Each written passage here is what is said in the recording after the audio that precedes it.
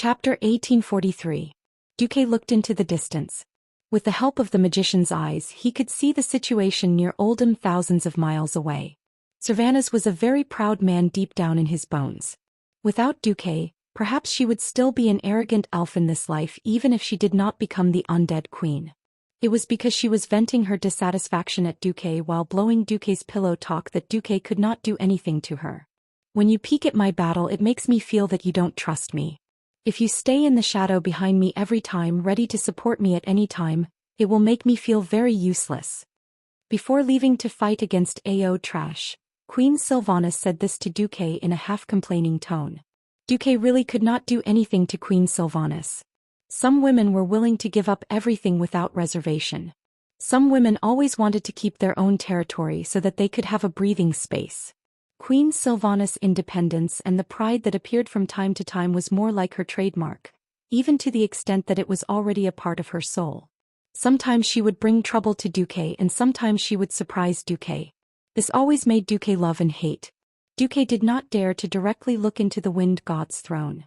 Unlike the great Screw Laga, who only realized that the enemy was right in front of him, whether it was AO Trash or Queen Sylvanas, those who played with the wind element were extremely sensitive. As long as Duque dared to inject his arcane elements into the wind god's throne, the two big bosses would definitely find out immediately. It was fine if Alkir found out anyway. Duque did not intend to let this guy live, but Queen Sylvanas. If he did not handle it well, there would be turmoil in the harem. Speaking of which, Queen Sylvanas was pregnant with Duque's child. A pregnant mother could not be provoked. Duque could only bitterly use the most secretive method to set up a batch of passive sensing tactics for the wind element. There was no way. Duque did no magic of the 6 major elements, but among the 3 elements of nature, holy and shadow, Duque was the weakest in nature. Not to mention that the nature element included wind, thunder and other branches. In front of the real demigod of wind, he was just an amateur. Fortunately, Duque also had his own unique skills. He could roughly judge the current situation of the battle based on the flow and proportion of the wind elements. Oh, we've already passed the Wind Council? Duque was a little surprised. The Wind Council was one of the 4 heavenly kings under Alikir. As the Lord of South Wind, Siamat, was imprisoned by the Nephesite, one of the 3 major tribes of Oldham, Al-Akir's deputies eagerly wanted to fill the power vacuum that appeared in the Wind Council. The remaining 3 members of the council were Anshul, the Lord of West Wind, who could heal his allies or poison his enemies with wind; Loash, the Lord of East Wind, who could grind the grandest mountains into dust with his wind; and Nishil, the Lord of North Wind, who had lost more lives than the other 3 combined. Doesn't it sound like the 3 counselors are pretty awesome? In reality, that was all there was to it. After all, the equipment dropped by the Wind Council was not that great. When Duque was still a player, the so-called random enchantment that dropped equipment caused many of his team members to bleed profusely. What really deserved Duque's attention was the change in the proportion of the wind elements. Duque sensitively discovered that the proportion of elements in the wind elemental realm had changed. In addition to Queen Sylvanas, who had already interfered, there were 2 more share controllers. They had a very similar but different aura to Queen Sylvanas. Duque almost immediately recognized that it was the aura of Aurelia and Sasha. Duque's heart leaped with joy. Territories needed to be managed, and blindly plundering and squeezing was not advisable. Obtaining enough elements also meant paying the corresponding responsibility. Just like how Duque chose Vashti as the representative of the water elemental realm and made Kaisi a trusted aide of the fire elemental realm. In the end, Queen Sylvanas still chose her sisters as her deputies. Of course, this made Duque feel gratified. At the same time, it also meant that Aurelia and Sasha also had the ability to hurt Alikir. Feeling the intense and frenzied movement of the wind elements, Duque could totally imagine how fierce the battle in the wind god's throne was. In fact, it was just as Duque imagined. After beating up the 3 idiots of the Wind Council, Queen Sylvanas used a small trick to deceive Alikir and did not immediately discover that the council was completely annihilated. This allowed Queen Sylvanas to recuperate and let her sisters come over to absorb the power and element share of the 2 wind lords. When the 3 sisters were done, Alikir, who felt that something was wrong, appeared. His figure was similar to Ragnaros. The huge amount of elements in his body made him extremely huge. His height alone was more than 10 stories high. The length and volume of his lower body were immeasurable because his lower body was a few layers of tornadoes that rotated clockwise or counterclockwise. The decoration on his upper body was a little ridiculous. Akir had a purple bun that looked like a Hindustani. The purple bandage-like band covered almost his entire face. Only 2 flashing purple lights could be seen, which could be considered his eyes. The main parts of his body were covered with thick platinum armor. On the left and right shoulder plates, there were 2 flashing electric balls that emitted the power of violent thunder suspended in the air. Wrapped in purple silk ribbons with gold edges was a pair of pure wind elemental arms. Seeing Queen Sylvanas and her sisters, Alkir raised his arms angrily. Greedy and shameless mortals, not only do you want to step into the divine realm, but you also covet my throne and my power? Queen Sylvanas responded with contempt. Haha. You dare to collude with Enzoth in order to obtain the rule of the entire Azeroth. Have you never thought that there would be a day when you would be counterattacked? I really admire your naivety. If the word naivety was used to describe a little girl, it would be a compliment. To describe a lord of elements who had lived for tens of thousands of years, it would be utter contempt. Queen Sylvanas easily provoked Alakir's anger. The wind element was not a good-tempered fellow. Alakir was not as irascible as Lager, but he was not far behind. Alakir would not be nice to a thief like Queen Sylvanas who wanted to seize the throne. Queen, let me help you. Gavinrad waved his wind sword and slashed at Alkir. Alkir suddenly flew into a rage. Son, bastard human, shameless human, how dare you use my son's power to attack me? Gust of wind. At first, Gavinrad did not understand why Alkir suddenly changed his target when he wanted to kill Queen Sylvanas first. But when he heard Alkir's angry roar, he realized that he was the one who caused trouble. Chapter 1844. Gavinrad had been playing with the wind sword for a long time. It was so long ago that Kiran had forgotten that Thunder Wrath, Windseeker's blessed sword, actually sealed Prince Thunderan's soul inside the sword and kept extracting the prince's power, hence the special effect of the wind sword. It wasn't his fault that he had forgotten. After all, this was one of the earliest divine weapons of the Alliance of Heroes. Who is Prince Thunderan? Wasn't it just Al-Akir's son? Using the power of his son's smash to slash his father didn't need to say anything. Gavinrad, who had never had enough aggro and was often not a good MT, pulled the aggro very well this time. What? Defensive knights were only good at pulling group monsters and not tanking the boss because they didn't have enough aggro? That was impossible. At least not this time. At this moment, whether it was the bitter comrade Gavinrad or Sylvanas, they both understood Dumuk's sinister intentions. Duque had promised not to interfere with Queen Sylvanas' threats and promises. Now it seemed that he wasn't just interfering, he was practically sticking his hands and feet into it. As a demigod of wind, Queen Sylvanas's physical attributes weren't greatly enhanced, at least in terms of vitality. Compared to her speed, magic, and attack power, her vitality wasn't even worth mentioning. It could be said that if Queen Sylvanas was hit hard by Alkir, she might not die, but Duque's unborn child might be finished. In a life-and-death battle of this level, how could Queen Sylvanas reduce her chances of getting hurt to 0? This wasn't a game where there was a main tank and defensive warrior to take most of the damage from the boss. In reality, bosses weren't stupid. They all had brains and wouldn't be affected by aggro-pulling skills like taunt or armor break. The boss would attack someone purely because they were a greater threat to him. Of course, there was one exception, and that was the true meaning of ridicule. Queen Sylvanas was here to seize power, so she would at most be considered an attempted crime. What about Gavinrad? He had witnesses and material evidence and could be directly convicted. Every bit of power in the wind sword in his hand came from the soul of Prince Thunderan, who was sealed in the sword. The prince's soul led the gathering of wind elements, which resulted in the wind sword's special effect. It could be said that every time Gavinrad swung the wind sword, it was as if the prince's soul was wailing. The whispers in other people's ears became terrible lines in Alakir's ears. The following content is purely a free translation of the distorted version. If there are any similarities, it is purely coincidental. Yamit. Papa, save me. So painful, sob sob sob.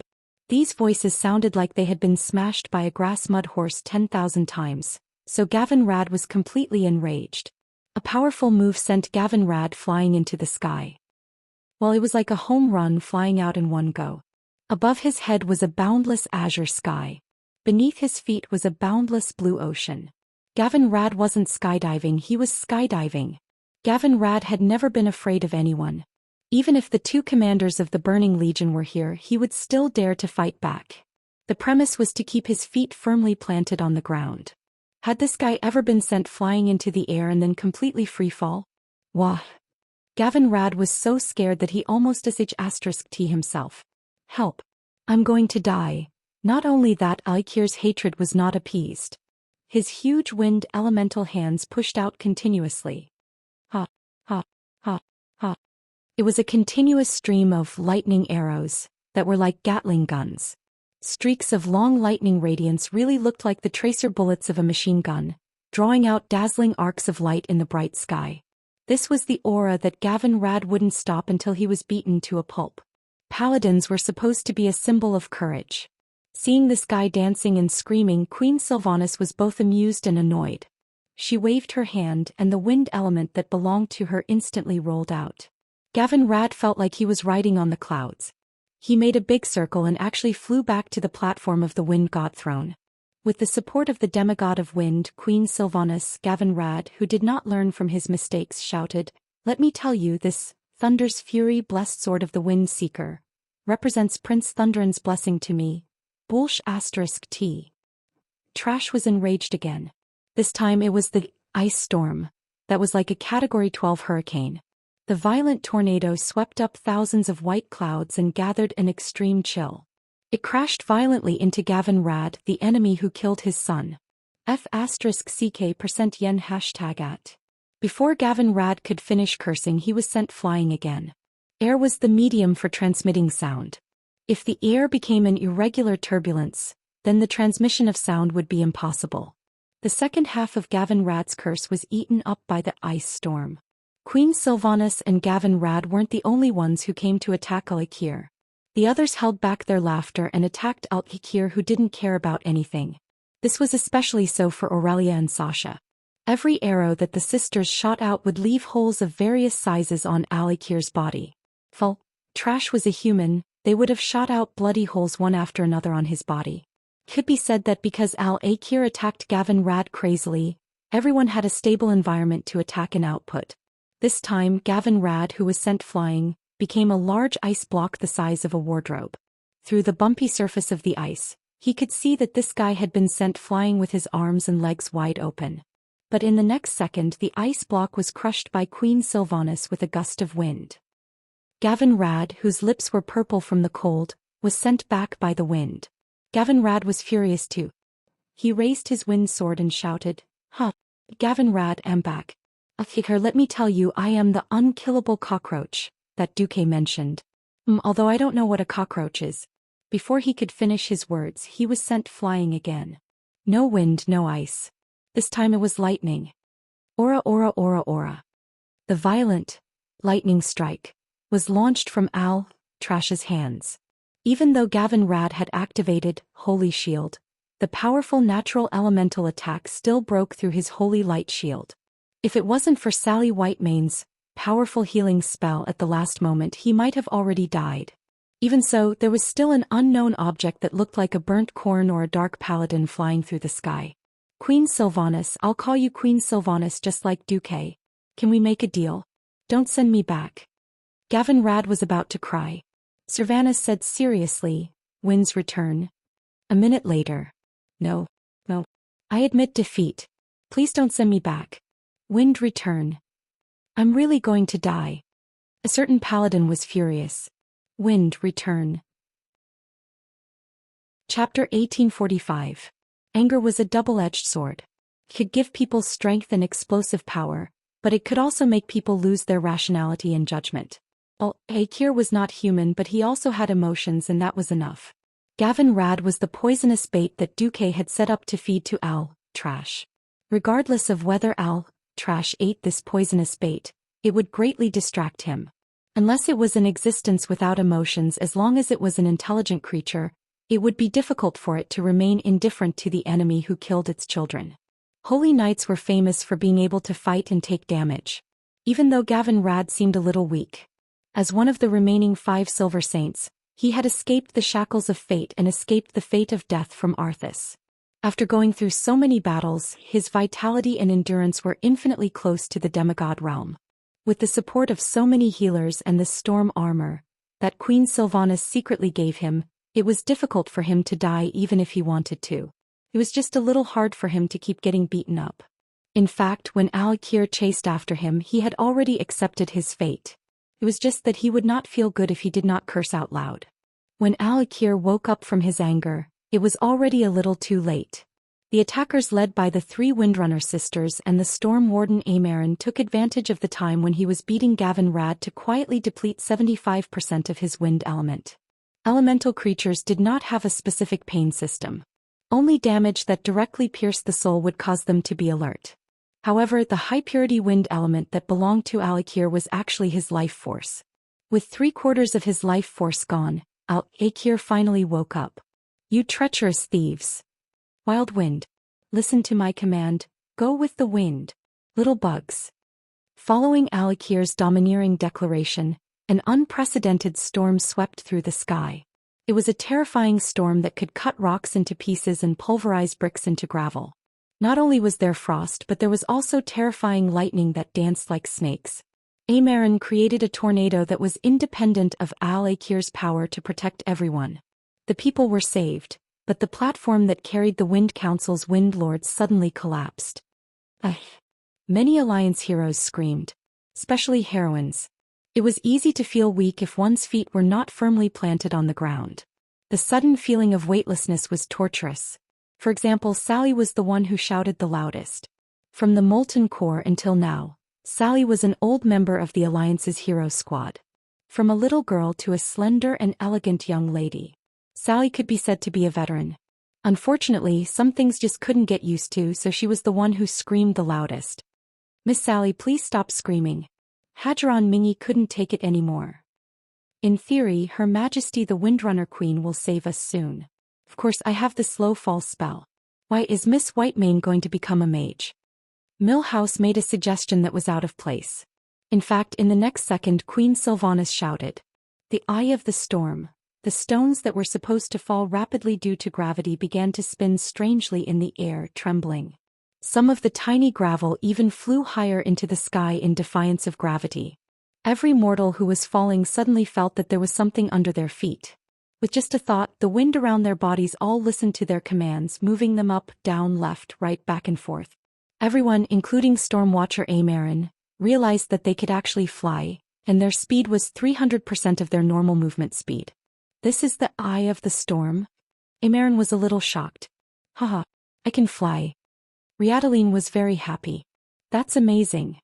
Solon and Leander were in awe. If not for the fact that they were facing a strong enemy, everyone would definitely enjoy the feeling of flying freely. "Gavinrad, where are you going?" "I suddenly remembered that I have something urgent to do," a certain paladin said with a sobbing voice. Queen Sylvanas smirked, and with a wave of her hand she grabbed Mr. Gavinrad, who was trying to slip away and fly as far as he could.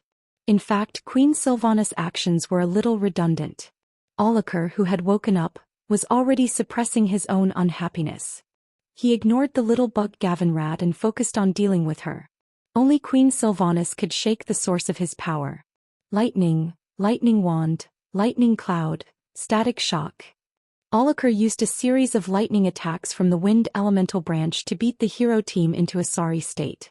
The attack speed of lightning was faster than the wind, and it was also harder to defend against. In order to avoid injury, Queen Sylvanas had to focus more and summon lightning to intercept Aulakir's lightning. Unknowingly, it had become a battle of attrition. As an attacker fighting in the enemy's formation, this was quite disadvantageous to Queen Sylvanas.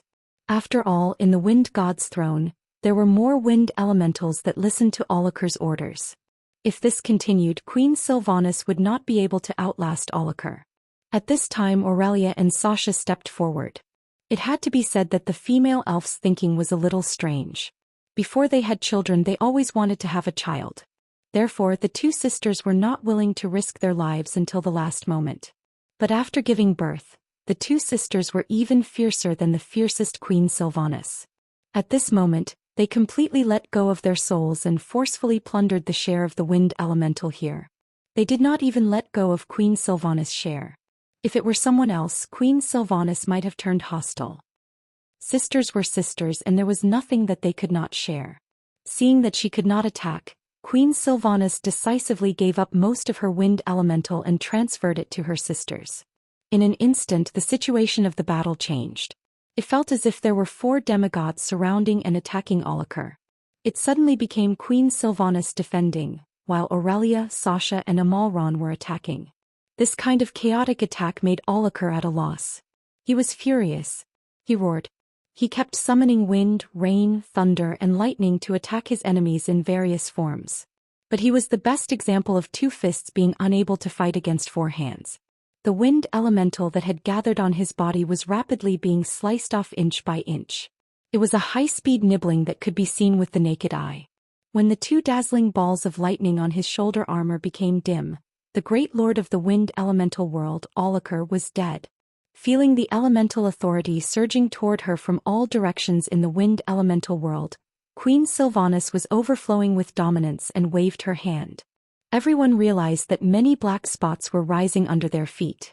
Countless stone fragments that had fallen not long ago were rising against gravity. Thousands of stones gathered together, forming a huge floating island with a diameter of nearly 1 kilometer. Queen Sylvanas stood in the center of the floating island and announced loudly, "I announce. I, Sylvanas Windrunner, am the new lord of the wind elemental world." Chapter 1846. The voice of the elemental world attached to Azeroth could only be heard by the elemental world and elemental creatures in the same situation. For example, the various large and small elemental creatures in the Land of Fire and Tidal Throne that had been subdued.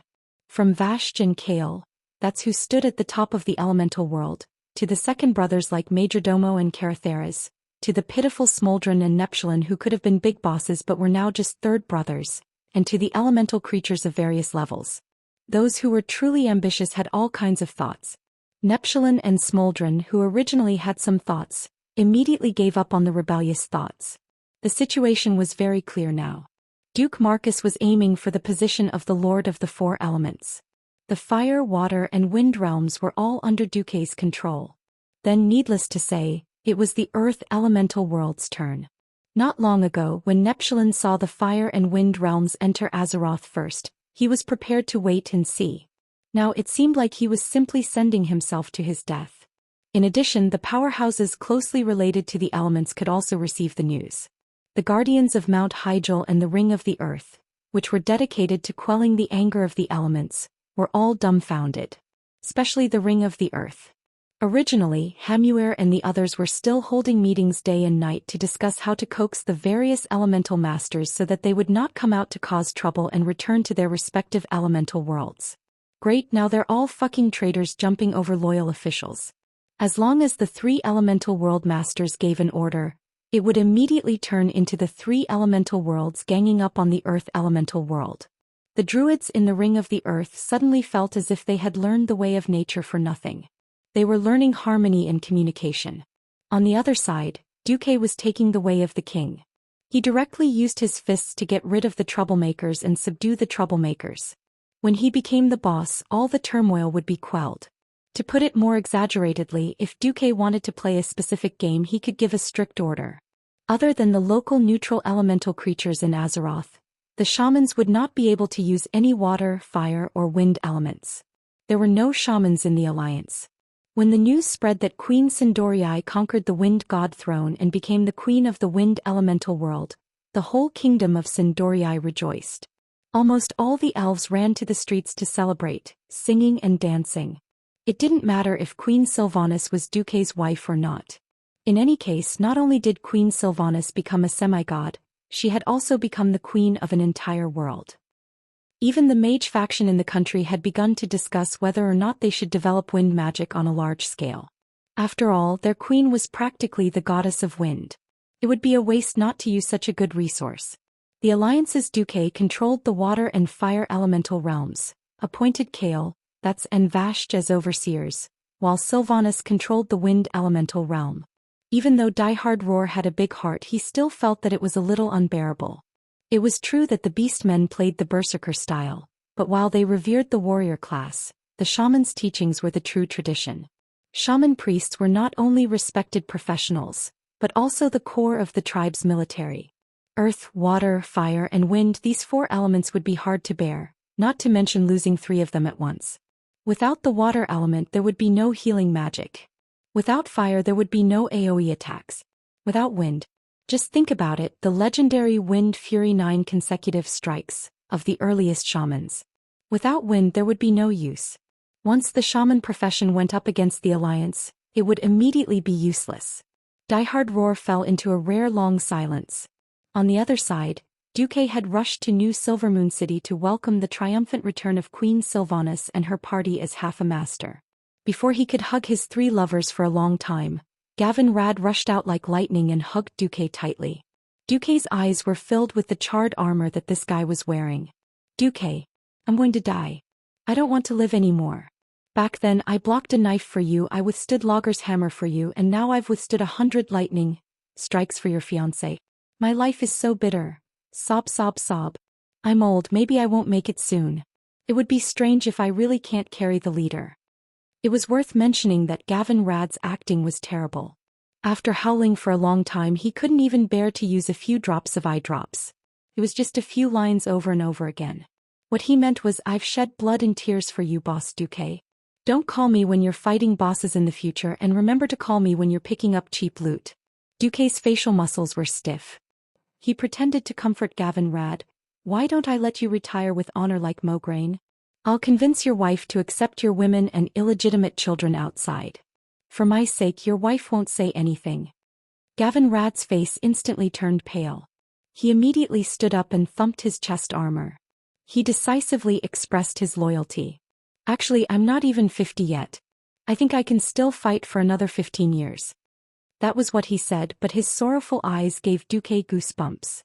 Queen Sylvanas's cold voice came from behind him. The wind elemental realm will give you 1%. Gavin Rad immediately continued to howl. Boss, I've shed blood for you, 3%. Forget it if you don't want it. Her Majesty Sylvanas finally gave her verdict. But I suddenly remembered that I have other important things to do. I won't stand in the way of your reunion, boss. Gavin Rad, who had gotten the benefits, left immediately. Queen Sylvanas was indifferent, but she actually uttered a classic line. Huh. Men, she flicked her long blonde hair gently. That disdainful look, that aura with its own background music, that arrogant demeanor, she was simply invincible. Did she become arrogant after taking control of the wind elemental realm? Duque bared his teeth, a little depressed. He had suppressed Queen Sylvanas a while ago. Why did she seem to be gaining momentum recently? In any case, he was the father of the child in her belly and he was her public fiancé. It wasn't too much to give her a public hug, right? Faced with Duque, who opened his arms, Queen Sylvanas still hugged him. It was a warm hug as usual, but she whispered in Duque's ear, I'm angry. You put Gavin Rad in my team because you don't believe in my ability. Well, I really, forget it. Since you're going to be a father, you're so worried about us. I'll let you pass this time. After that, Queen Sylvanas secretly breathed in Duque's ear. Tonight from behind. Wow. That's a lot of information. You already know it's a daughter? Why is it a daughter again? By the way, are all demigods so awesome? You already know now. And from behind. Duque snickered. Chapter 1847. As the saying goes, a daughter is a father's lover in his previous life. A good daughter is very considerate. She might even say, I don't want to get married, I want to stay with my father forever. It's sweet to think about it. Son. Damn you. You'll know what differential treatment is when you have a son. If you accidentally press on a woman's hair, she'll yell at you. When that fat boy is born, he'll snatch away your special dumpling. His mother won't say anything even if he pulls and bites you. If you talk louder and disturb the son, you'll be sentenced to death. No matter how much trouble the son makes, he'll be acquitted. He'll say, if you run away, there'll be a man in the future. According to Queen Sylvanas's character, she'll cut you with a knife the next moment. It's definitely a good thing that she's pregnant. In the future she'll inherit her mother's beauty, just like Aurelia and Sasha's daughter. Just like Enilus and Atlanta, They'll definitely be as beautiful as their mother when they grow up. In theory they have different surnames. But are they the new Windrunner sisters? That night Duque was a little annoyed. In the past when he caught Queen Sylvanas he'd occasionally say, "If you're so awesome, why don't you go to heaven?" Well, this time Queen Sylvanas was ready. She even had an oars pose. Just as Duque was about to swing his sword and mount her, she really flew. She stuck to the ceiling of the bedroom and refused to come down. "What do you mean by flying above my head?" Duque was angry. I'm scared." The fearless Queen Sylvanas actually had this kind of moment. This time it was Duque's turn to be annoyed. If Aurelia and Sasha hadn't become traitors and flown up to the bedroom to catch Queen Sylvanas, he didn't know what would have happened. After half a night, the 3 Windrunner sisters were finally dealt with. Facing Queen Sylvanas, who was pretending to be a corpse, Duque punched her but hard. "I shouldn't have spoiled you so much and let you be the demigod of wind. Now you're making trouble for me." Queen Sylvanas couldn't keep up the act and turned around. "Then what do you want? Take back my demigod status?" "No, I'm just asking, when will your pursuit of power end?" Duque's question made Sylvanas stare blankly for a moment, and then a little discouraged. I actually didn't think about it. Alright, I admit that I'm just unsatisfied. I can do whatever you think you can do. I just want to prove to the world that I, Sylvanas Windrunner, can still be strong and live a wonderful life without you, Duque." Without beating around the bush, Queen Sylvanas spoke her mind. At this time Aurelia got up and touched her sister's nose. Even if you don't want to admit defeat, you should at least have a plan. You went to fight Alkir while you were pregnant, and you still dare to complain that Duque stuffed Gavinrad in as insurance. The Windrunner family doesn't have such an ungrateful woman. Queen Sylvie knew that she had gone overboard after being scolded by her elder sister. She lowered her head and said, "I'm sorry, elder sister. Sorry."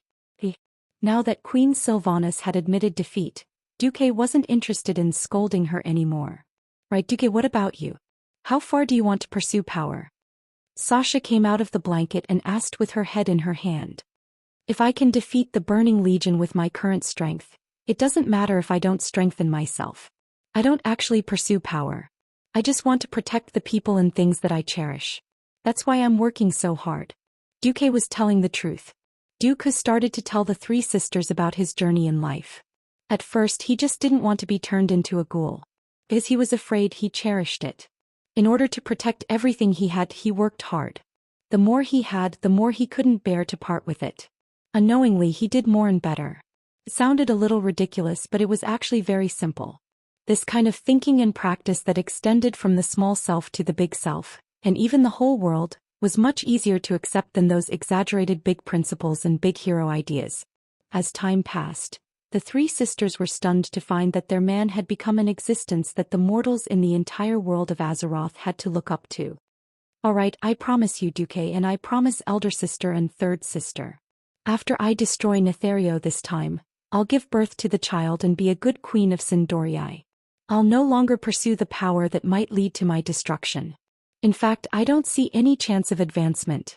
Perhaps the last sentence was the key to Queen Sylvanas' words. So what? This time, although the Alliance showed great power and suppressed 3 elemental realms in one go. This time, although the Alliance showed great power and pacified 3 elemental realms in one go, the 3 elemental realms weren't as powerful as before. In fact, the price paid by the Alliance was not small at all. At a high level, controlling the 3 major elemental realms was a huge gain. Duque expanded the weave and announced that even the mana consumption of frost elementals would be reduced by half permanently, which won the unanimous cheers and praise of the Pharaoh. For the middle and lower levels of the Alliance, the consumption was not small at all. The aftermath of the cataclysm had not subsided at all. That's right, the withdrawal of the rioting water, fire, and wind elemental creatures only prevented the disaster from further expanding. However, the damage caused by the previous earthquake had not been pacified. For example, the large-scale flood in the wetlands, the handling of the fissures in the Elven Forest, the Western Wilderness, Stranglethorn Vale, and other places. The expansion of the disaster had to be controlled first, then disaster relief, and then resumption of production and construction. Only when a new batch of food and products was produced could society be considered to be on the right track. Before that, to put it bluntly, they could only rely on the existing resources to survive.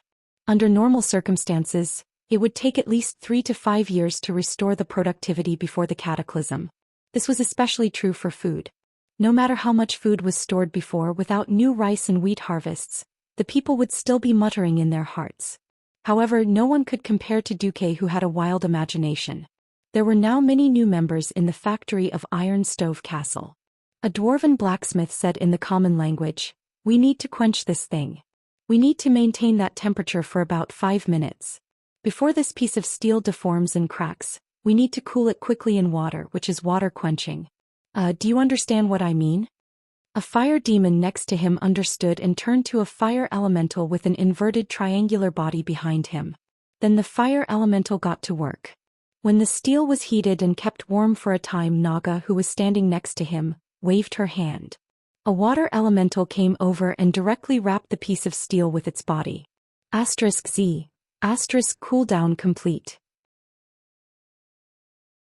Chapter 1848. At first, not just elemental creatures, even the dwarves couldn't adapt. This completely subverted their common sense of technology. Blast furnace? Boiler?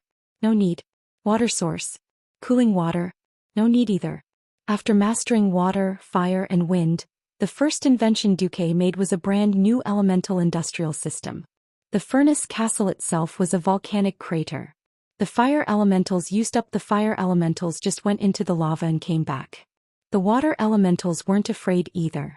Outside of the furnace castle was a snowy mountain. The fire demons and Naga that Duque controlled became the most important bridge between mortals and elemental creatures. Wind elementals, also known as air elementals, also played an important role in the Alliance's industrial system. In the largest wind tunnel laboratory in the furnace castle, in the past, they relied on diesel engines to pull the propellers to provide the wind needed for experiments. Now it was the air elementals that blew the wind. The experimenters could get as much wind as they wanted with just a word. The wind speed could be adjusted at will, even at different angles. In time, the Alliance's third-generation flying battleship would probably come out. It would be a hybrid flying battleship with a combination of traditional diesel propellers and wind elementals. Not only did it ensure safety, but it also took into account the new technology. The key was that it consumed less energy and had a better endurance. Not just industrial, but in agriculture, the addition of elemental creatures quickly subverted the image of elemental creatures in the eyes of civilians. The Alliance's propaganda was like this. In the past, the cruel elemental kings Ragnaros and Akir controlled them to wreak havoc on the continent. Now that Duque became the king of water and fire elementals, the situation was reversed. In Loch Moden and the wetlands, this was originally the dwarves' largest food production base. Because of the collapse of the Boulder Dam, a large area of the wetlands was submerged, and Loch Moden began to lack water. Under normal circumstances, this year's food production in Loch Moden would be finished.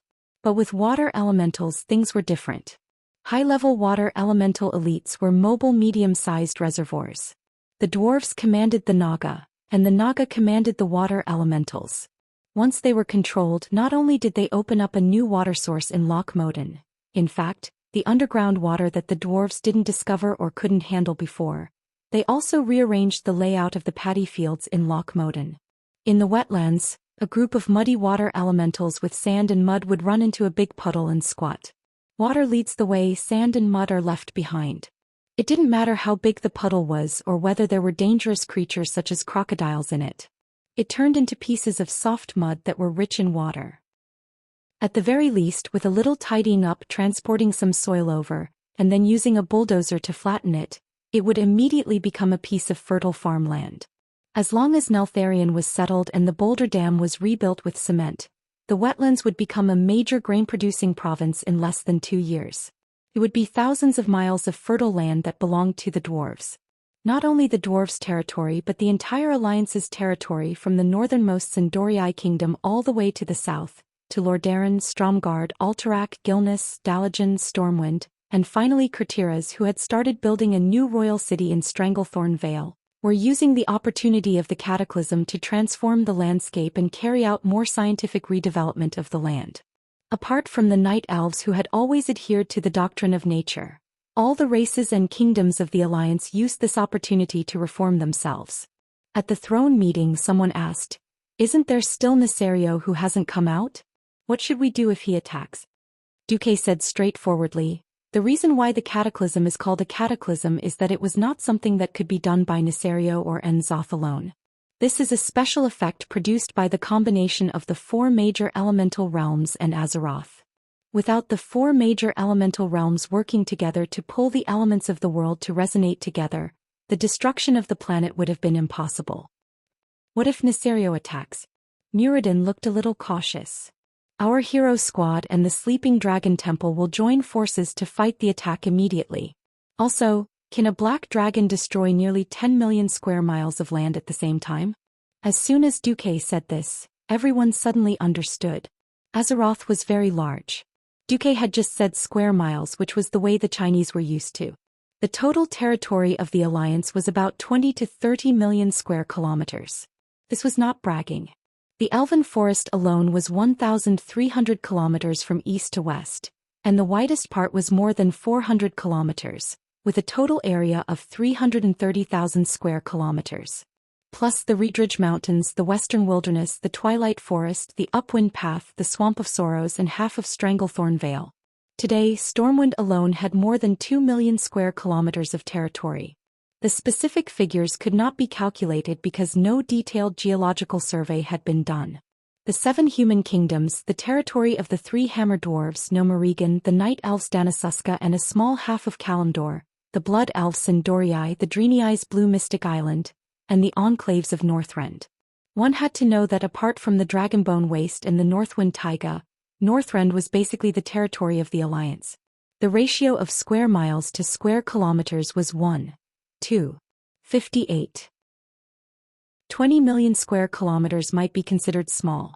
It was a pity that the Alliance now only had a population of more than 10 million. Even if the ice fields, mountains, and wastelands were excluded, it was still a typical case of vast land but sparsely populated. The leaders of the Throne Conference could see that Duque was now a classic case of grasping the big and letting go of the small.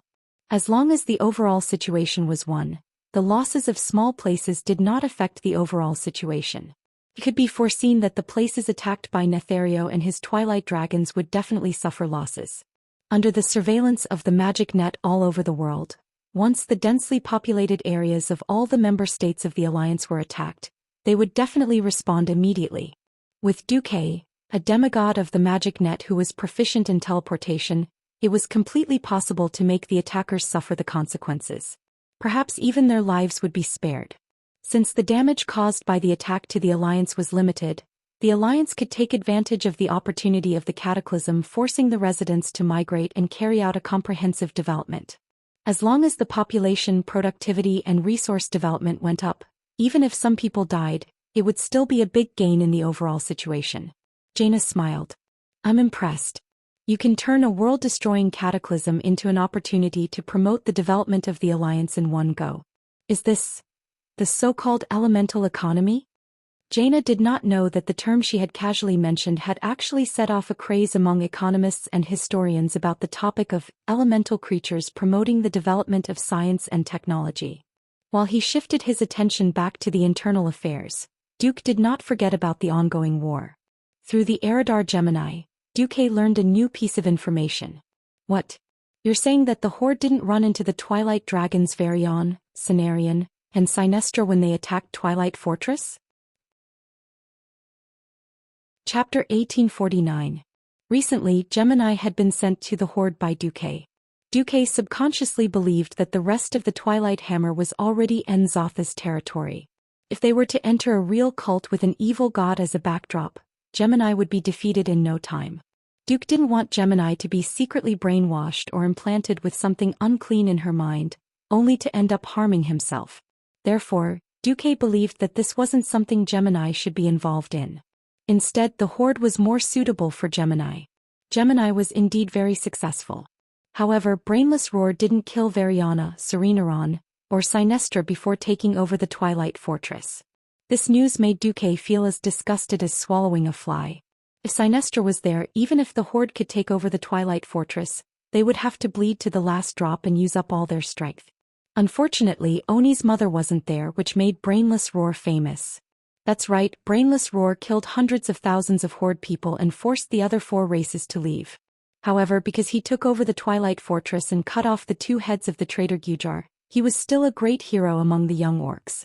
So it's not time yet?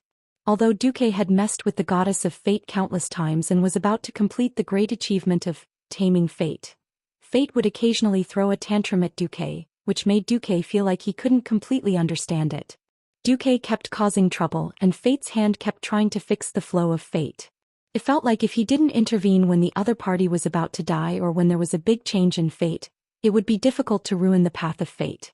Just like how Duque tried to kill Thrall when he was still a baby, but he didn't succeed. Master, do you want us to take advantage of the chaos in the Horde to control that grim totem, and have her assassinate Thrall? Queen Saloras suggested with a charming smile. The air suddenly froze. A terrifying pressure, as if the entire world was pressing down on them, instantly froze Gemini's body. This wasn't a simple soul suppression, nor was it the purest double purgatory of ice and fire elements. Instead, it was the feeling that every magic circuit in his body was completely controlled by Duque, and every organ in his body was under his control. Salolas found that there was a strange change in her vision.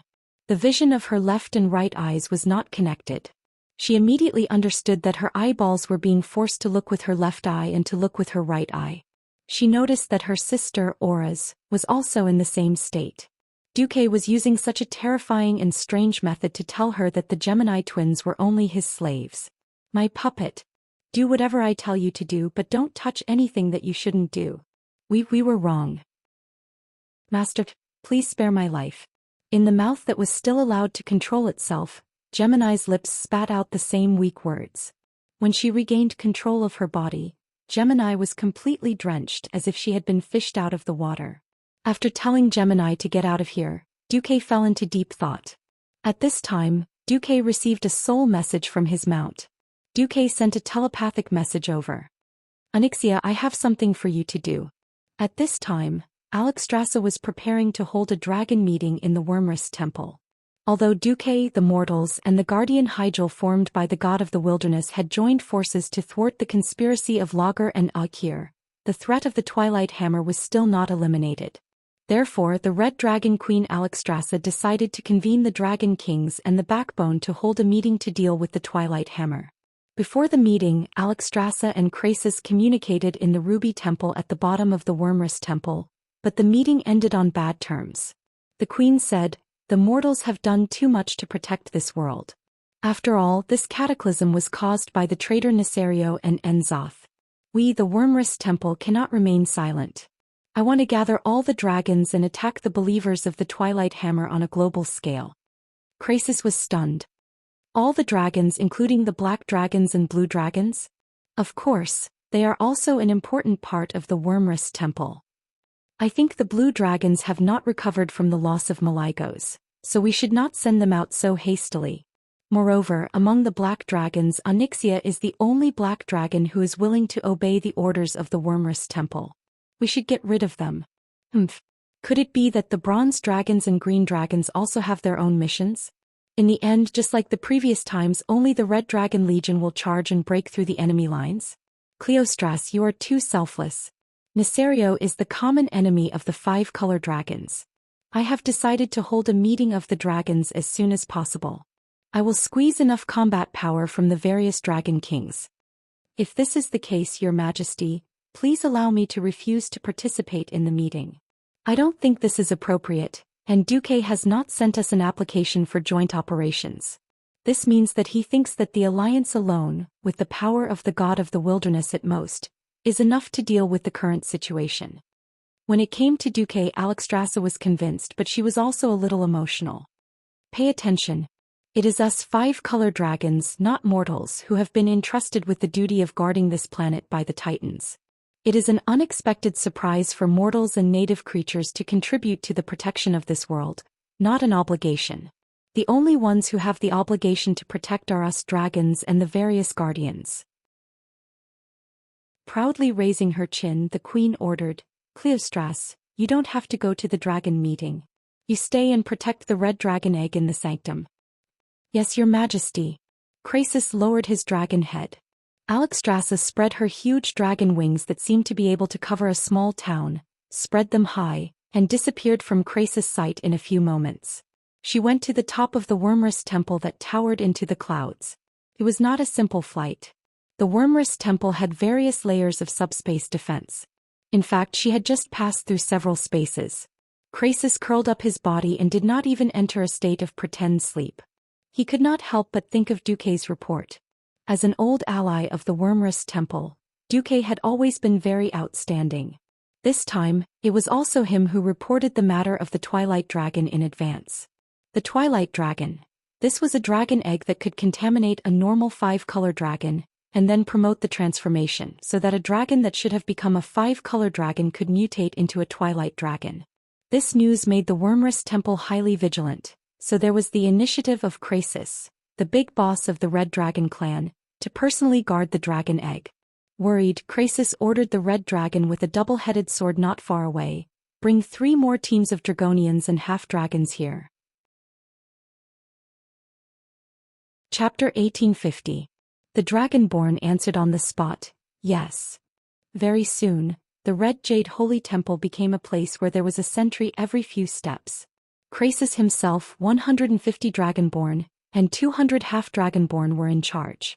Even if they were attacked by thousands of Twilight disciples, he was confident that they could hold out until Alexstrasza returned. However, his confidence soon disappeared with the sound of the siren. Woo woo woo. It was the Titan's horn. That was the highest-level siren. It meant that the invading enemy was strong enough to destroy the dragon's sleep sanctum. Krasis pointed with his right claw and immediately saw black spots like sesame seeds in the far north of the magic mirror's field of vision. Soon the black spots rapidly grew larger. Not only their shape but even their color could be seen clearly. The purple scales with a tinge of pink in them made Krasis's dragon eyes narrow abruptly. Twilight dragons. Not just 3 or 2 but thousands of them. Krasis' rich experience in aerial combat told him that almost every Twilight dragon here was equivalent to an adult chromatic dragon. If these Twilight dragons were only a threat to the dragon's slumber shrine, then the larger dragons leading them were the real killing machines. First of all, it occupied the center of the entire line of sight. No matter how you looked at it, it would always be the focus. That was Nethario, the Wing of Death. He had an abnormally huge body with a wingspan of at least 300 meters. His small mountain-level body that swelled up like a balloon was now covered in a layer of terrifying acid as if water had been poured over it. The acid seemed to be controlled by some secret method as it lingered on his huge body. This was not to defend against the enemy's attacks, but to dissolve the dragon limbs that were constantly growing out of his body. Krasis saw with his own eyes in the magic mirror that a dragon's claw that was not inferior to his own suddenly grew out of a hole in Nethario's chest. Then, it twitched violently in the corrosive acid, becoming thinner and finally completely dissolved. Nethario alone was enough to give the dragon's sleep sanctum a headache.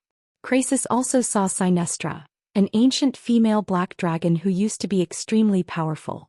Obviously she was already dead and had become a death dragon that even the chromatic dragons hated. How ironic. He clearly hated Nethario to death, but after he died and resurrected Nethario, he immediately followed Nethario obediently. Apart from these 2 familiar dragons, there were other commander-level dragons, Variona and Serenarian. Krasis felt that he wouldn't be able to win against either of them. Only a true dragon aspect would be able to suppress them. The top-notch evil dragon Nethario, the second-level Xianxia, plus 2 Twilight dragons and thousands of Twilight dragons, this lineup was definitely luxurious. Roar.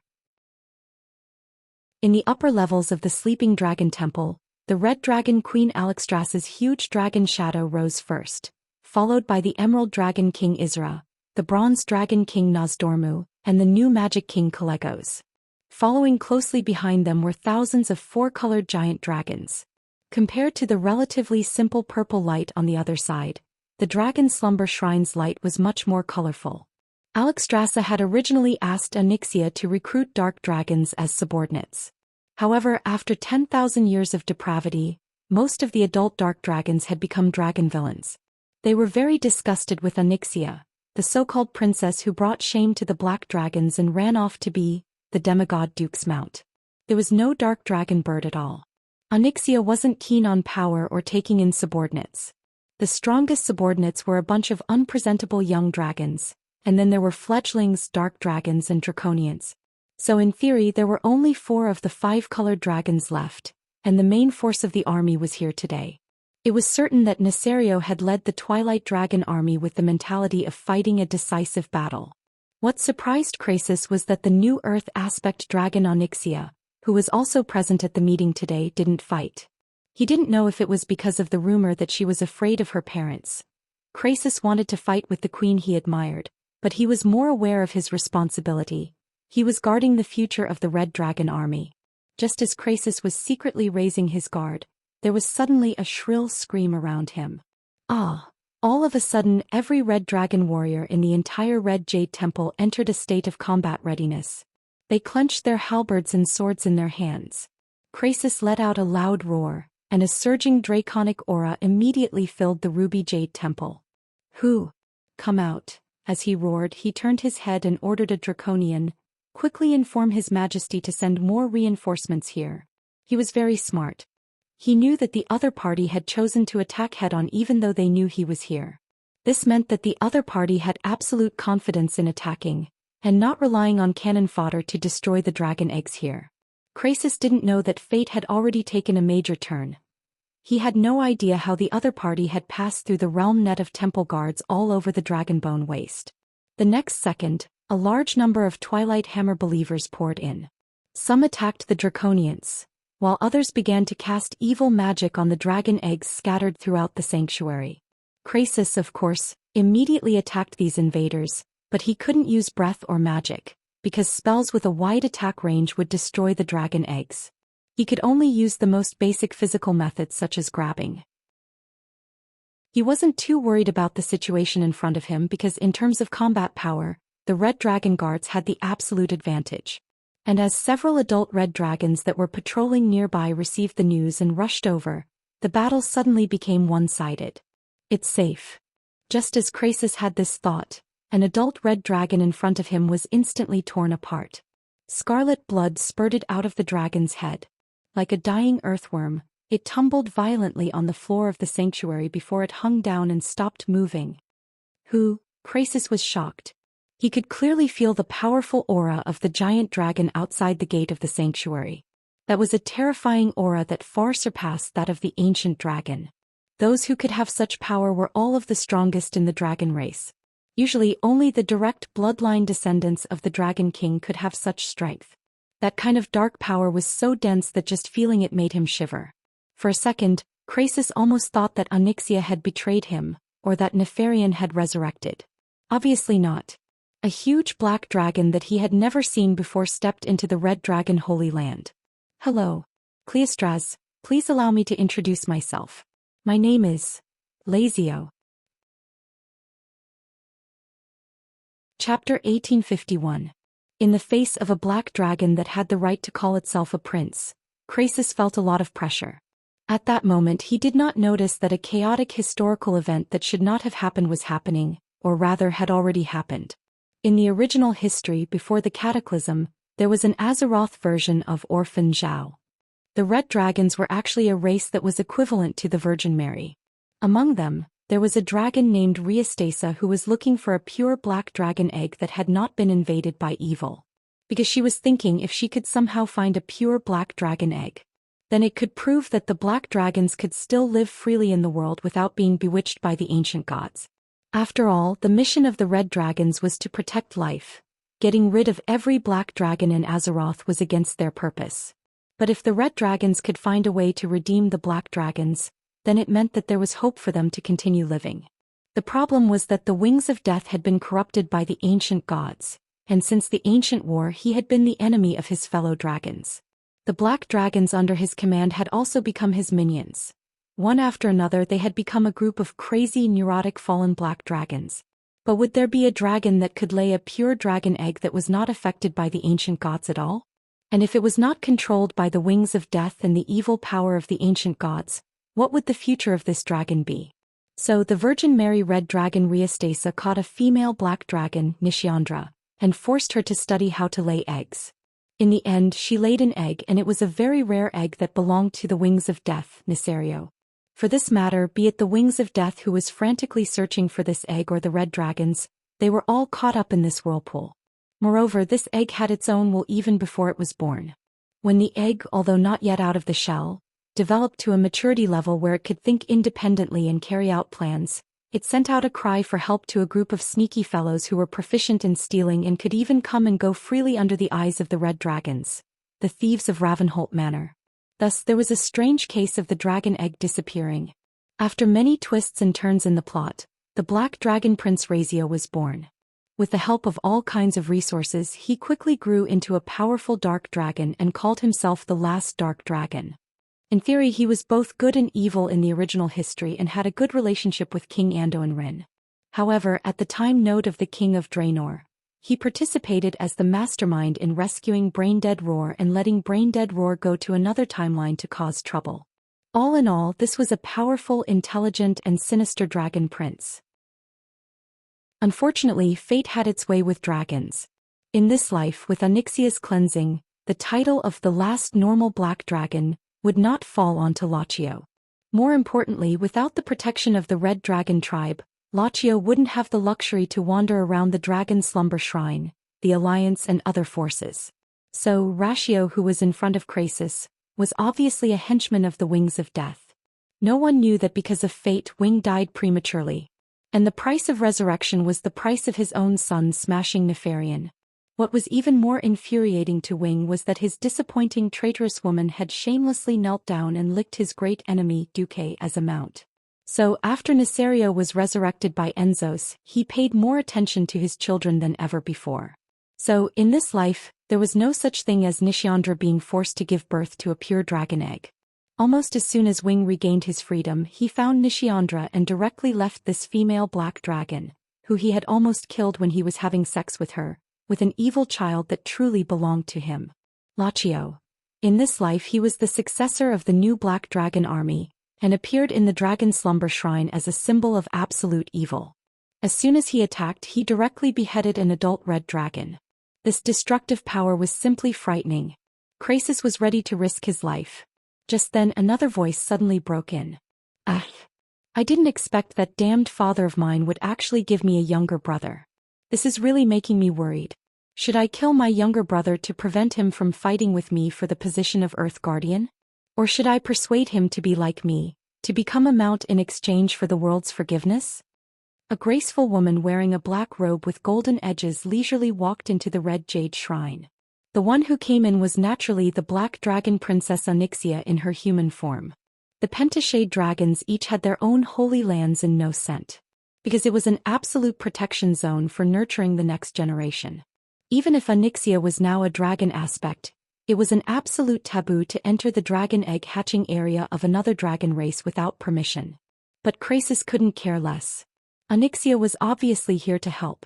The Black Dragon Princess suddenly cast the ultimate transformation spell, and in less than a second she turned into a black dragon that was a size larger than Luochio and confronted him. "Clairstraz, hurry up and kill those Twilight spellcasters. They want to pollute the dragon eggs. If necessary, even the dragon eggs must be purified with dragon breath." After saying that, Onyxia flapped her wings and pounced towards her younger brother. It was not uncommon for a battle between two demigod colossal dragons to turn into an earth-shattering one another. It was Duque who ordered her to save the day. If the Red Dragon race's dragon eggs were all destroyed by the shockwaves of the battle, the Red Dragon race would eventually go berserk. It would be better if she didn't come at all. The Black Dragon took a deep breath as soon as she opened her mouth. Although she was in her human form, she could use her ultimate move earlier if she accumulated fire elements in advance. The conical dragon breath of nearly 60 degrees Celsius was too much for Luochio to handle. The magic resistance of the pentashade dragons was quite high. Their tough dragon scales and dragon skin were born with high-purity elements. It was not easy to injure a dragon with elemental attacks. Often, dragons had to rely on physical combat to decide the outcome of a battle. Onyxia's deep breath seemed to have broken this rule. Lazio jumped backward as if he was jumping. His wings flapped continuously and he almost screamed as he dodged this deep breath. How can it be so hot? Onyxia grinned and revealed a mocking smile. Don't you know who my master is? Chapter 1852. Ordinary flames could hardly threaten a real WM, let alone a demigod WM. Onyxia only knew how to use fire. Originally, with her aptitude using the deep breath to its limit was not a big deal. Dealing with elites was indeed impressive, but dealing with commander-level enemies was starting to feel like it wasn't enough. This was determined by the upper limit of her vitality. Ever since Du Mok took control of the Land of Fire and became the master of the fire elemental world, everything had changed. Since he could generously transfer a portion of the elements to an outsider like Kale, he could not leave Onyxia behind. After all, she cooperated with him at all times. Whatever position he asked her to, the Black Dragon would do it. It wouldn't be a bad idea to occasionally have a more focused play. 5%. This was the amount of elements that Du Mok gave his mount. As the Land of Fire further integrated into the world of Azeroth, it communicated and complemented the fire elements of the entire world. In fact, the absolute amount of elements that this element took up was increasing by the day. Having external assistance and relying solely on one's own physical strength were two completely different things. At that time, Lasio also urgently spat out dragon breath to resist deep breath.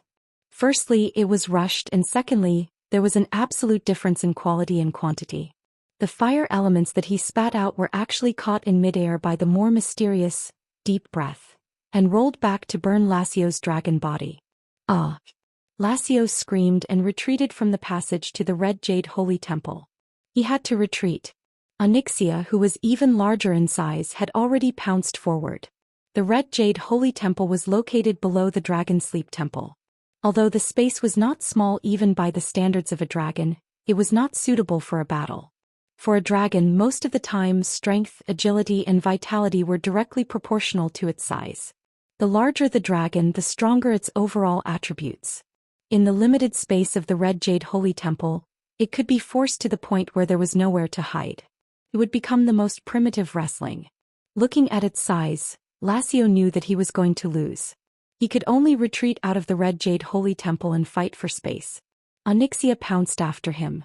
Lasio glanced at the battle in the sky north of the Dragonbone Waste and fled north without looking back. His father and mother were there, and according to the intelligence, they were the nemesis of his good sister. Although it was embarrassing, the Dark Dragon race was mostly people with no moral integrity. Losing face was better than losing one's life. Lasio flew north without looking back. Right at this moment, he suddenly felt his massive dragon body stagnate. It was the illusion of suddenly falling into a pool of paste. Impossible! Lasio exclaimed. What he said was impossible. He subconsciously believed that there was no existence that could use simple magic to imprison a demigod black dragon. That's not something a mortal can do. It wasn't something that a female black dragon like Onyxia, who only knew how to play with fire, would do. In his astonishment, Lasio twisted his snake-like neck and looked behind him. He saw something that made his soul jump out of his body. On Onyxia's dragon claws, there was a huge ring-like object. This should be some kind of magic tool. Lasio watched as his sister activated one of them, and then his body, which had just regained some mobility, immediately became sluggish again. Demigod tool? Normally, no demigod would inject a large amount of divine power to create a single-use magic tool. After all, it was quite exhausting and not beneficial. Coincidentally, there was a demigod who did this, and this demigod was undoubtedly Duque.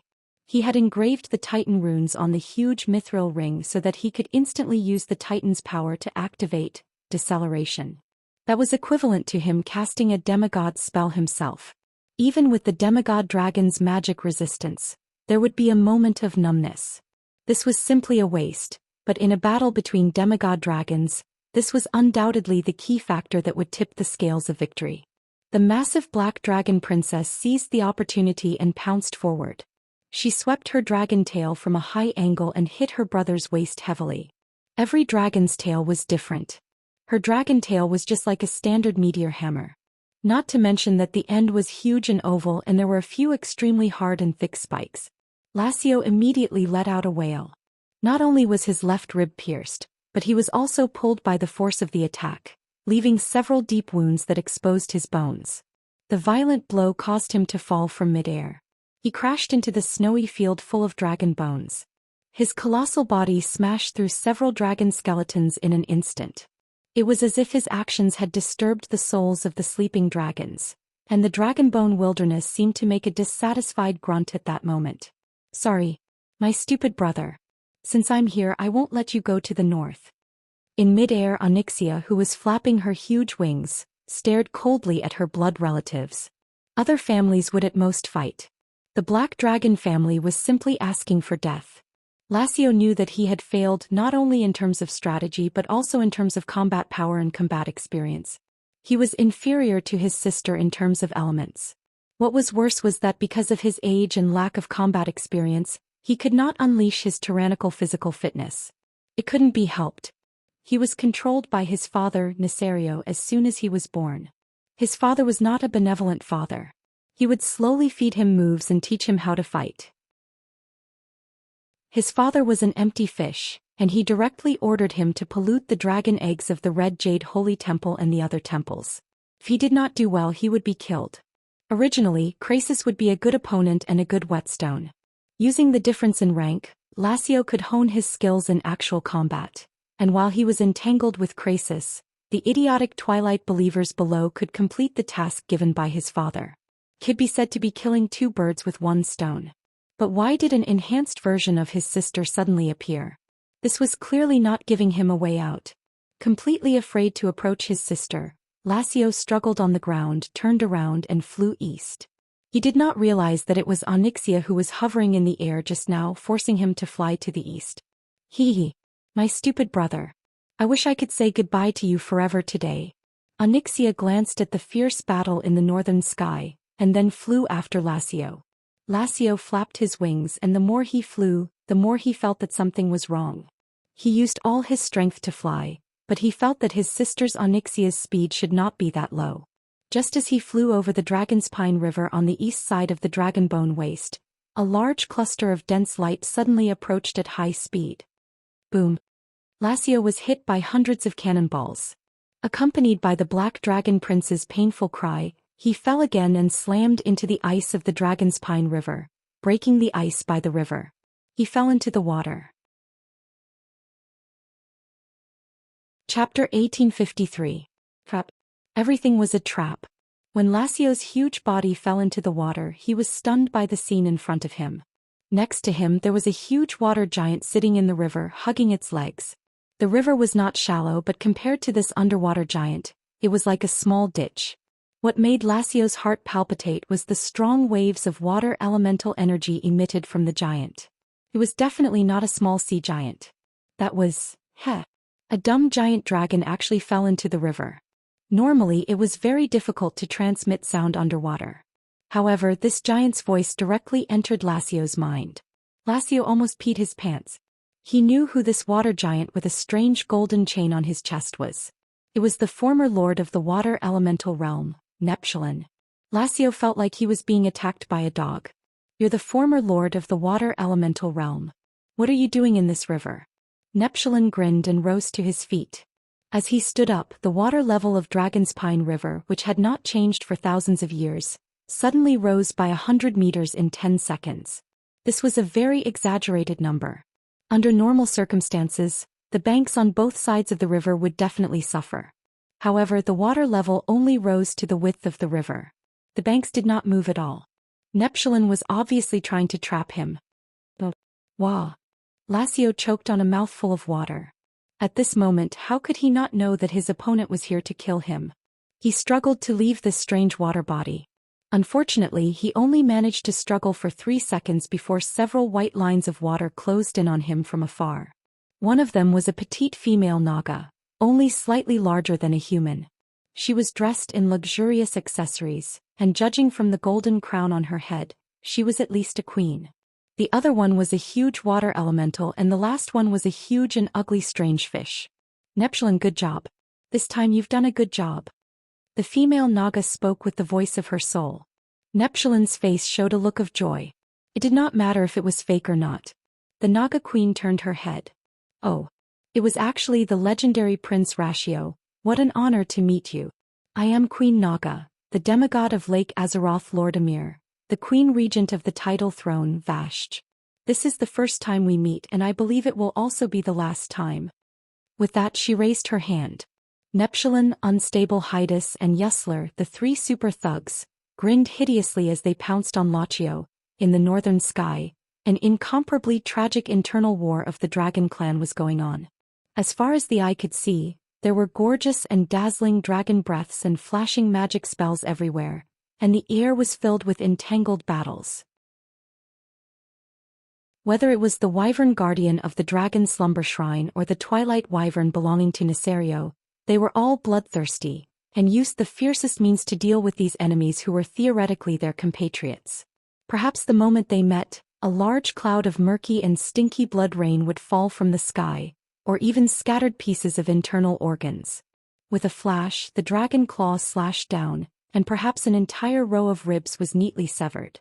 In terms of combat experience, the four-color dragon warriors were obviously superior to the twilight wyvern. The aerial combat experience accumulated over the years was not something that the twilight wyvern, who grew up on stimulants and pills, could compare to. In the initial battle, the four-color dragon and the twilight wyvern had a shocking battle loss ratio of 1:10.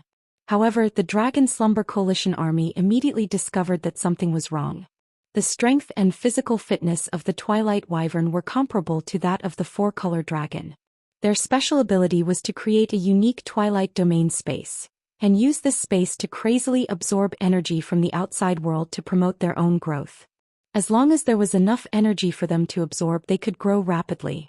It only took a few months or even a few weeks for a twilight wyvern to hatch to adulthood, but it took hundreds or thousands of years for an ordinary dragon to hatch to adulthood. The terror of having Nesario in charge was reflected at this time. This was a terrifying characteristic that did not exist in the original history. Enzos had bestowed a terrifying halo effect on the Wings of Death. This terrifying halo, which covered an area of more than 10 kilometers, greatly strengthened the twilight domain of each twilight wyvern. Not only was the domain larger, but the effect was also more amazing. As long as any energy transfer occurred in the twilight domain, the energy would be absorbed. Whether it was the aftermath of magic that was cast, or the flesh and blood that fell from midair and passed through this space. Whether it was the four-color dragons or the twilight wyverns, as long as it was energy, it would be absorbed without any resistance. Many of the dragons found that their opponents suddenly swelled up as if they were inflated, and then their speed, agility, and vitality skyrocketed as if they had been injected with chicken blood. At first, the twilight wyverns did not have any brains and only knew how to fight by instinct. However, after a few rounds, as long as they did not die, they could use the energy absorbed from their surroundings to repair their bodies, and learn new tricks from their opponents to deal with the four-color dragon. Soon the battle loss ratio between the two sides changed dramatically. From the initial 1:10 it became 1:3. Sister. The sleeping dragon temple is finished. Isra shouted.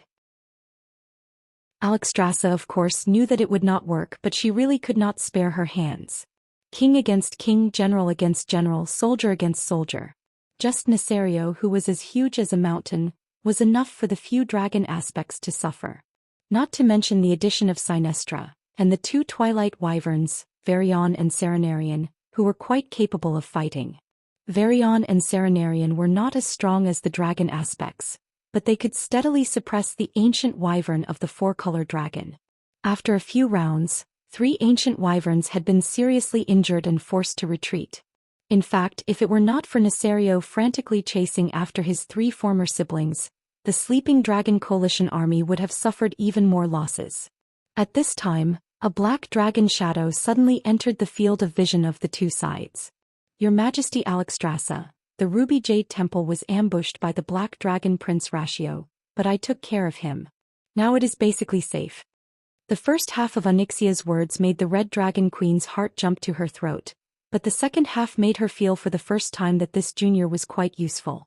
The Black Dragon turned her head and taunted the 2 Twilight Wyverns who were obviously several sizes larger. Varion and Serenarian, right?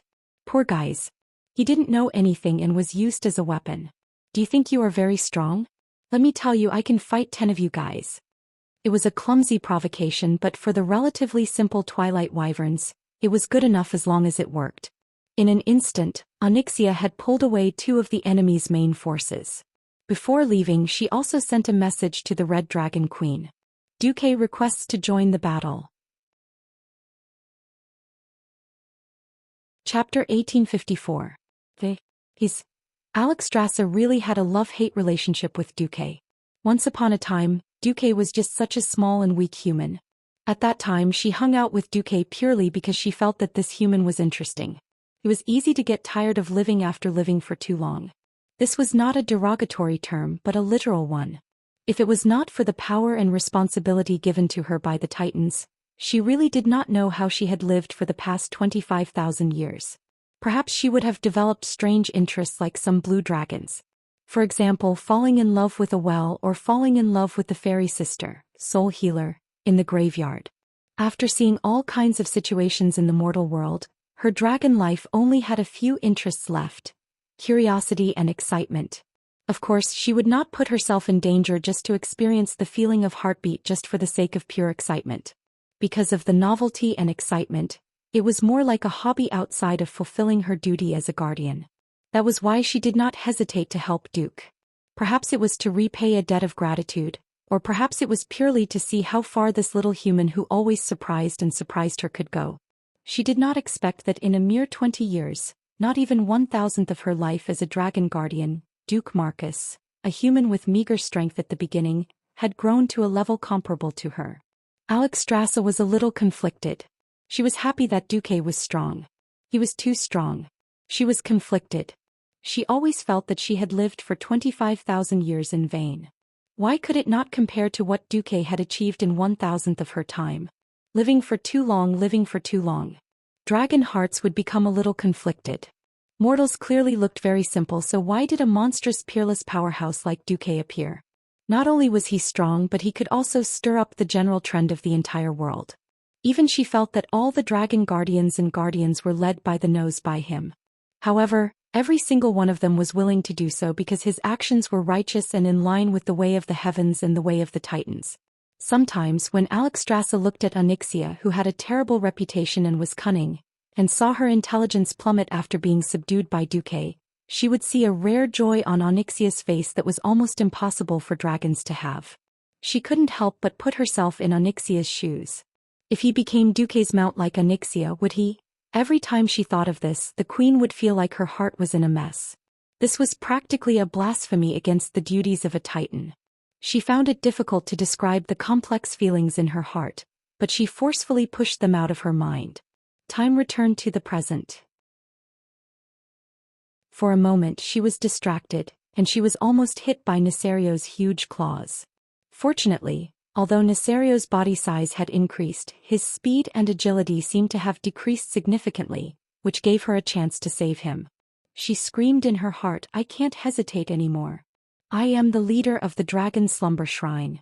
All the dragons are waiting for my command. A leader must never hesitate." As far as the eye could see, countless dragons were fighting in the sky. She already knew how terrifying the twilight dragons were. 10,000 years ago, Nesario had betrayed the Pentashade dragons, and the dragons that had once blotted out the sky had withered because of that battle. It took the four-colored dragons 10,000 years to barely restore their numbers to a less miserable state. If she cared about her pride and hoped to use the power of the Dragon Slumber Shrine to deal with the resurrected traitor, Nesario, she was afraid that the Dragon Slumber Shrine would suffer more damage than the last time. The enemy in front of her was strong and she was weak. Even if she won, it would only be a Pyrrhic victory. What about the void battlefield in the future? Alexstrasza gritted her dragon teeth and spread her divine thoughts. "Duque, I know you're here. Come and help. I know what you're thinking. The Dragon Slumber Shrine will be the most loyal ally of the Alliance in the future." Her spiritual call instantly received a reply. "Yo, I wanted to make a move a long time ago, but I was afraid of interfering with the internal affairs of the Dragon Slumber Shrine." "You make it sound like you didn't have a part in the first siege against Nesario." The man and the dragon teased each other. Everyone knew that the little knot in their hearts had disappeared without a trace. Originally, the Dragon Slumber Coalition army did not know how the Alliance would make a move, but they soon found out. Woo woo woo. It was a strange sound coming from the east of the Dragonbone Wilderness. Many twilight dragons turned their heads to look to the east in a daze, but the four-colored dragons came to their senses and squatted down with their hands on their heads. Oh no, it was a gesture of self-defense. Countless artillery shells gathered into a torrential rain of artillery shells that were denser than locusts. They crossed a distance of 10,000 meters and blasted toward the area where the dragons were fighting fiercely in midair. At a glance, the Alliance's artillery was simply a trap for its allies. This was an indiscriminate attack. In midair, the four-colored dragons and the twilight dragons were all wrestling with each other, and there was no obvious formation to distinguish. At most, it was a cooperation between a few dragons in 2s and 3s. It was not a positional battle like in a traditional war. But the moment the artillery shells exploded, the essence of Duque's bombardment could be seen. All the artillery shells were the classic Type 3 bullets. This kind of shotgun shot out from a standard barrel would explode when it flew into the air of the battle, forming a large number of fragments. For enemies with relatively weak bodies, this was a fatal metal storm. Even if it was a griffin, its skin would be lacerated and its wings would be crippled in this kind of storm.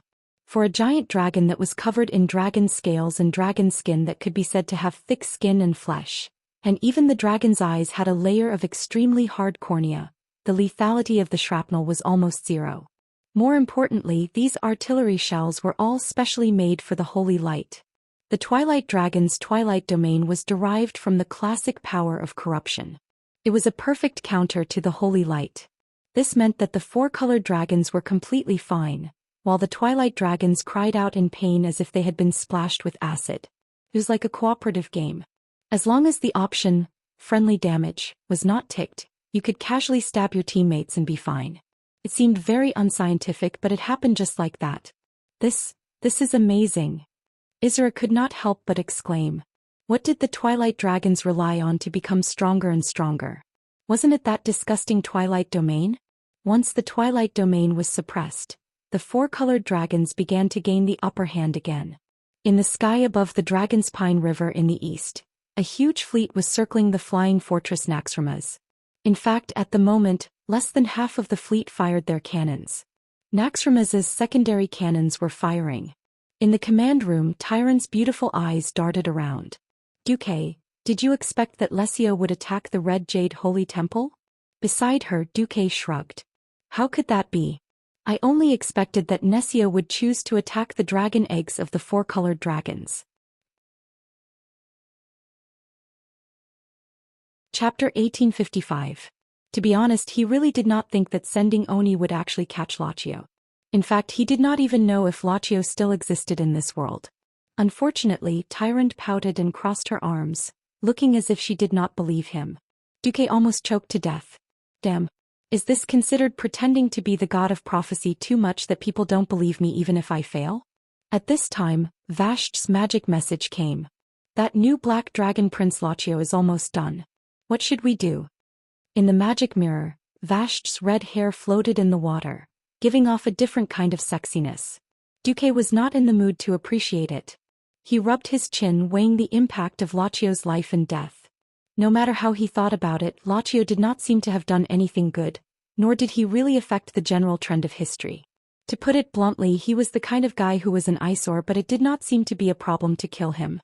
Duque hesitated for 3 seconds, then made a throat-cutting salute. Remember to annihilate his soul. In the scene, the Black Dragon Prince, who was supposed to be a part of history, was dancing in the water. He was dragged deeper and deeper into the water by Neptulin, who was a rough man underwater. He was tossed and turned by the waves, and he sank deeper and deeper into the water. Lachio was chased all the way from Dragon's Pine River to the sea by a group of ferocious underwater bosses, through the east side of the ancient beach and all the way to the deepest trench. A dragon soaring in the sky falling into the water was a huge mistake in itself. Now Lachio had to pay the price in advance for his undisplayed ambition and possible mistakes. Perhaps this was unfair to a formidable dragon, but since he had chosen Nesario's side, then he was sorry. Hydas, Tidewalker, Yusler, and Neptulin swarmed forward. They continuously used various water attacks to create wounds on Lachio's body, weakening his vitality. When his speed and strength dropped drastically, Marogri the Tidewalker threw a huge anchor into his waist. Then Neptulin threw a thick black chain and strangled his neck. Then Hydas covered his limbs with high-purity water elemental energy. Finally Yesler pounced on him and bit his neck. "Spare me." That was Lassio's last plea. It was too late. The dignified black dragon prince died sullenly in the deep sea. Vashti quietly sat in the shallow waters, casting spells as she gazed at the offering in the sea. She was suppressing and erasing Lacho's soul. On the east side of Dragon's Pine River, a neat array of cannons kept firing. The artillery finally angered Nisario, who ordered the Twilight Dragons to attack the Alliance's air force. Under his command, Valriona and Thanarian, who were being kited by Onyxia, turned around and flew east towards the Alliance's air force. An ear-piercing alarm sounded in Naxxramas almost instantly. Unlike the previous Level 2 alarm, it was preparation for an attack. This was the alarm for an enemy attack. The Alliance soldiers in the intelligence room of the stronghold observed the incoming enemy through the mage's eyes in Dragonbone Waste, as well as the stronghold's own enemy tracking system and binoculars. They stared dumbfoundedly at the dragons in the sky. The Alliance had experienced many battles since its establishment. Since Naxxramas fell into the hands of the Alliance, it had also experienced several battles, but it had never tried to fight such a large group of dragons. The last time it faced a large-scale attack was in Northrend, against the gargoyles of the Lich King Arthas. The purple-red twilight dragons approached quickly. They spread their wings and rode the wind, sweeping over from the battlefield 10 kilometers away. 10 kilometers, which was 10,000 meters, sounded very far. For these flying behemoths, it would only take a few minutes. They're really fast. Bulang Bronzebeard stared at this scene on the monitor and couldn't help but curl his lips. Boys, use the armor-piercing bullets. Grenades are useless against these big guys. The three holy light projectiles had been proven to only be used for harassment, not to kill them.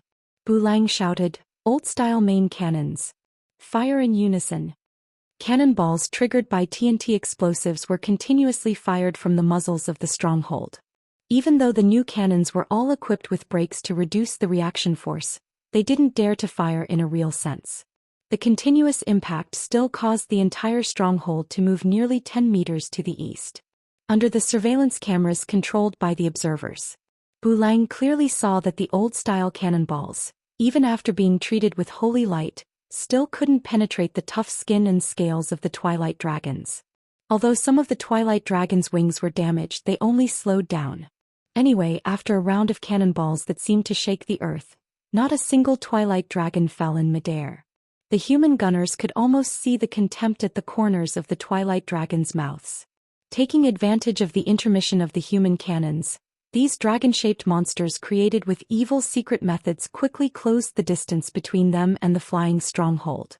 Many of the Alliance soldiers' hearts were about to jump out of their chests at this moment. If the Alliance's cannons couldn't cause effective damage to the enemy, it meant that this was likely to turn into a massacre of the Alliance's air force. At this time, Duque's leisurely voice sounded. "Bulang, relax. Don't we still have Mimran?" "Yes. According to my calculations, the new cannonballs can definitely penetrate those purple lizards flying in the sky." Mimran, who looked like a mechanical gnome, had 2 light bulb eyes that kept flashing. That's right, Duque was F***king crazy about the Alliance's technology tree again. The biggest feature of transmigrators adding talent points was that they wouldn't add the wrong talent points. In fact, 1 kilometer behind the group of Twilight Dragons, Isra was leading a large group of green dragons to help the Alliance. "Sister, I don't think we need to help Duque's side. Whether we need to or not is one thing, whether we go or not is another. Go quickly, don't be in a straight line with the Twilight Dragons and the Alliance's cannons. Follow them from the side and back. If necessary, help at any time," Alexstrasza instructed. The main force of the Twilight Dragons had turned east, which meant that the pressure on the 4-colored dragons was greatly reduced. In theory, concentrating all the dragons to besiege Nisario was the right way to go, but she couldn't let such a large group of Twilight Dragons run around. In fact, except for Isra, who was particularly confident in Duque, many green dragons didn't think that mere mortals could block thousands of Twilight Dragons with their flying creations alone. In their eyes, the thin 3-dimensional defense line of the Alliance's flying fleet was no match for the locust-like Twilight Dragons, be it in terms of strength or visual effects. In particular, when the Alliance's first round of main cannons fired did not even bring down a single Twilight Dragon, most of the Green Dragons in the Green Dragon army confirmed their thoughts. Chapter 1856. After all, they were a group of true dragons that were charging over aggressively. Regardless of whether they were products of accelerated growth or not, they were not a bunch of buzzing locusts, but creatures at the top of the food chain on planet Azeroth. Under everyone's gazes, the purplish-red ominous dragon cloud was getting closer and closer to the Alliance's air fleets and strongholds. Everyone knew that unless it was a dragon that was good at magic, a dragon's attack range was basically no more than 200 meters. Beyond 200 meters, the dragons could only passively take a beating. Once within 200 meters, the giant dragons would use their dragon breath, their powerful bodies, their sharp claws, and their tails, which were even more terrifying than siege hammers, to teach anyone who dared to enter the giant dragon's killing range a lesson. Apart from a few powerful creatures like golems, most existences would only feel the deepest despair and helplessness when faced with a dragon at close range. It was the same for the Alliance's battleships. If the largest main cannon could not penetrate the dragon's scales and skin, then the smaller cannons and anti-aircraft cannons would not be able to do so. At this moment, the Alliance's strongholds and battleships suddenly flashed with a blinding light. The Alliance had fired again. No one took this volley of cannons seriously. The purplish-red dragon cloud that looked like it was rolling over finally collided with the dense black dots formed by the cannonballs. Just as the new cannonball was fired, Duque smiled and said, "Actually, dragon scales and skin are fine. We might as well change our way of thinking and treat them as more durable sloped armor. As long as we find the right way, it's easy to penetrate them." "Is that so?" Bulang stroked his beard. The great gnome craftsman Jurban was also scratching his bald head. Why did the dwarves and gnomes like Duque so much? Wasn't it because Duque could always give them a lot of scientific inspiration, allowing their most beloved technology to advance? Duque had many ideas, and they were even more creative than Mimiran's bold and imaginative ideas. What was even more impressive was that most of Duque's ideas were feasible. Duque's words had undoubtedly opened a new window for the two of them.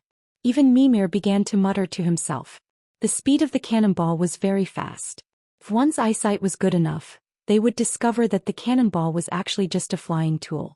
It was just that it was faster. The cutting-edge cannonballs tore through the atmosphere at high speed. Some of the cannonballs even left long white lines as they passed through the clouds. The metallic afterimages pulled out beams of light in the air and pierced into the group of twilight dragons like sharp blades. This time, these creatures that came from the Black Dragon King's family's Black Technology Laboratory were not so lucky. In an instant, their wings or bodies were pierced. Perhaps it was because of the amount of gunpowder in the shell or some other reason. Only about 100 twilight dragons howled as they fell from the sky, sprinkling a foul and evil rain of blood. Even so, there was a burst of loud and clear cheers in the fortress command. "Hooray! Success! We finally defeated those damned lizards." He had only killed less than 100 twilight dragons, which was a negligible loss for a group of more than 3,000 dragons. Hidden behind this small victory was the victory of mortals and technology. The Alliance's technology continued to develop, and today they could already use their own new inventions to deal with the creatures at the top of the food chain on this planet, the giant dragons. It was not difficult to envision that in the near future weapons that could kill demons on a large scale could be developed. This was what encouraged the party of technology, which was led by the dwarves and gnomes. Jurban almost jumped in front of Duque and shook hands with Duque. "Congratulations, your tungsten core armor-piercing shell was a success." Duque replied with a smile. "It's our tungsten core armor-piercing shell." Jurban said with great sincerity, No. Without your idea, none of us would have thought of such a method. We're just the processors of science." Duque said something extremely cool. "Then I'm actually just standing on the shoulders of the giants of science." At this moment, even Bulang, who was commanding, and Mimiran, who was watching the battle, as well as the dwarves, gnome scientists and craftsmen, were all in awe of Duque. The tungsten core armor-piercing shell was something that Duque had created using his transmigrator knowledge. The tungsten core armor-piercing shell was actually an excellent armor-piercing shell developed after the 1970s on Earth. The warhead of this armor-piercing shell used the principle of shell removal and the new structure and materials of high-density tungsten alloy. It had characteristics such as high initial velocity, low trajectory, short flight time, high accuracy, and great penetration power. It could effectively deal with fast-moving targets. The density of the core was high, and it was the complete opposite of hard steel or tungsten carbide cores that would shatter during the penetration process. The tungsten alloy core was more malleable and could penetrate armor by splashing. It had excellent secondary penetration characteristics, and it was more effective against large angles, sandwich, and multi-layered composite armor. It was widely used in large-caliber guns and small-caliber artillery shells at home and abroad as ammunition against lightly armored targets such as armored transport vehicles and attack helicopters. It just so happened that Azeroth had discovered the tungsten and Duque had conveniently used it. Originally, with the industrial foundation of the Alliance, it was not enough to produce such a beautiful tungsten core armor-piercing shell. With Mimiran's workshop, this problem was easily solved. However, to avoid provoking the Dragon Slumber Temple, Duque had deliberately ordered the armor-piercing shell to be filled with less gunpowder and not use additional fragmentation structures. However, Duque had ordered the engraving of some fire elemental runes. Otherwise, this round of bombardment alone would have been enough to teach those stupid Twilight Dragons a lesson. If they survived, they would have to remember to take a detour when they saw the Alliance's warships in the future. In fact, the Twilight Dragons that were hit this time, unless they were especially unfortunate and had been hit by dozens of cannons, they would not die. Most of the Twilight Dragons that were shot would be injured but not killed. It was not the kind of fatal injury but the kind that just happened to penetrate the dragon's scales and skin, but could not penetrate the flesh. Stimulated by this round of bombardment, the Twilight Dragons immediately roared and accelerated towards the Alliance's fleet. On the other side, the Green Dragon army was also shocked. Seeing that although the Twilight Dragons had suffered losses, their losses were limited. They actually felt an inexplicable sense of peace. It turned out that mortals were not particularly powerful. In their hearts, the Green Dragons could not help but acknowledge the strength of the Alliance. Just as the Twilight Dragons flew to within a kilometer of Naxxramas and the flying fleet, the fortress and the large spaceships suddenly opened their hatches one by one, revealing the real killer move inside. The entire airspace suddenly flashed with an incomparably dazzling fire. Chapter 1857. In the flying magic city of Dalajan, there were thousands of magic cannons of various calibers and different elemental power outputs. In the mouth of the dragons, the magic cannons that these humans and elves were so proud of were called weak, because they were the most superficial use of the elements. In order to ensure the stability and operability of the cannons, the magic craftsmen had to repeatedly reduce the total output of the elements and reduce their fluctuations. And the high-level mysteries would undoubtedly crush the low-level mysteries. This kind of magic cannon with low elemental energy and elemental density was, of course, regarded as a toy by the dragons. Now all history had been rewritten. After all, if there were genuine fire elemental creatures as cannons, who would need a special cannon to guide the fire elemental? That's right. Standing in front of the wide-open cabin doors were fat fire elemental beings that were docilely standing in a battle formation. These fire elemental creatures burned thousands or even tens of thousands of degrees all over their bodies. Their existence itself was a great pressure on the surrounding environment. For example, without those special frost protection circles, not to mention Naxxramas, it was estimated that the decks of those big ships would melt. With those circles, the fire elemental creatures inside would be extremely unhappy. In the past, these irascible guys would definitely give the mages who controlled them a headache. Now, under the supervision of the fire demon troops directly under the King of Flames, Duque, these simple-minded fire elemental creatures stood like obedient babies. After studying the attack range of the fire elemental creatures, Bulang, the master of artillery, endured until the last kilometer before opening the hatch. It was not until the last 500 meters that he gave the order to open fire. Thick flaming arms rose up, and the purest and most primitive fire elements shot out from their palms. In the void near each battleship with fire elemental creatures, more fire elements could be seen connecting here through the void channel. From a distance, each battleship looked like a Titan battleship wrapped in a huge flame rune network. Whoosh, whoosh, whoosh. Whoosh. There was no deafening roar of the cannons, but the fire elements that poured out in 3 or 4 breaths had a terrifying destructive power far beyond that of conventional artillery. From the 10 rows of hatches in the Naxxrama's stronghold, in addition to the full firepower of 300 battleships, these tens of thousands of fire elemental elites were enough to boil the entire airspace. You can't hit the Twilight Wyvern when it's in rapid evasion? Never mind. If he couldn't hit the front, he could still hit the back. Even if he missed, he could at least increase the density of fire elements in the air. What was an explosion?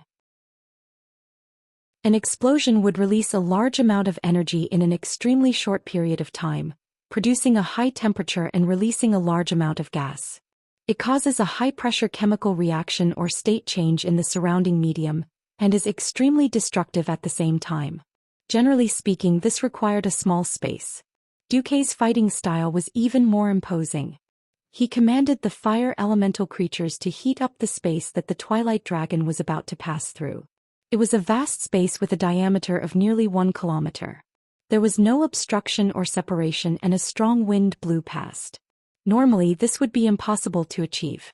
But as the actual controller of the 3 great elemental realms of Azeroth, water, fire, and wind, turning the impossible into the possible was what Liu Kei was doing. On an open-air platform to the west of Naxxrama's, 2 blonde and 1 silver-haired elven women stood there, letting the wind blow their long hair. If you carefully sensed it, you would know that the wind demigod, the 3 Windrunner sisters led by Sylvanas, were controlling the flow of the air in the surrounding atmosphere. A huge wind elemental shield that the Twilight Wyvern couldn't see was preventing the fire elements from escaping. Then everything fell into place. Heat up, heat up, heat up again. From an ordinary fireball of a few hundred degrees, the surrounding temperature suddenly rose to over 1,000 degrees. At first, the simple-minded Twilight Wyvern didn't react, only thinking that it was an illusion. When the surrounding temperature suddenly jumped from 1,000 degrees to 2,000 degrees, they finally felt that something was wrong. This wasn't normal, this wasn't the temperature that should belong to the mortal world. They began to roar and ask their companions what was going on with their dragon language. But their recklessness and lack of discipline caused them to be in chaos. Because the sky echoed, "Can't even stand this temperature, you're a pig." Such mockery, and even the thick-skinned Twilight Wyvern took the initiative to eat a fireball or 2, declaring that their magic resistance was high enough. When they found that in just a few seconds, the temperature soared to 3,000 degrees, the Twilight Wyverns finally panicked. They asked their leader, Valerian and Serenarian, one after another. But these 2 guys were also weirdos. Valerian and Serenarian, who had miraculously grown up, were supposed to serve as role models for the new generation of Twilight Wyverns, leading their offspring to devour the life of Azeroth. However, they always wasted their unparalleled power on fighting and quarreling.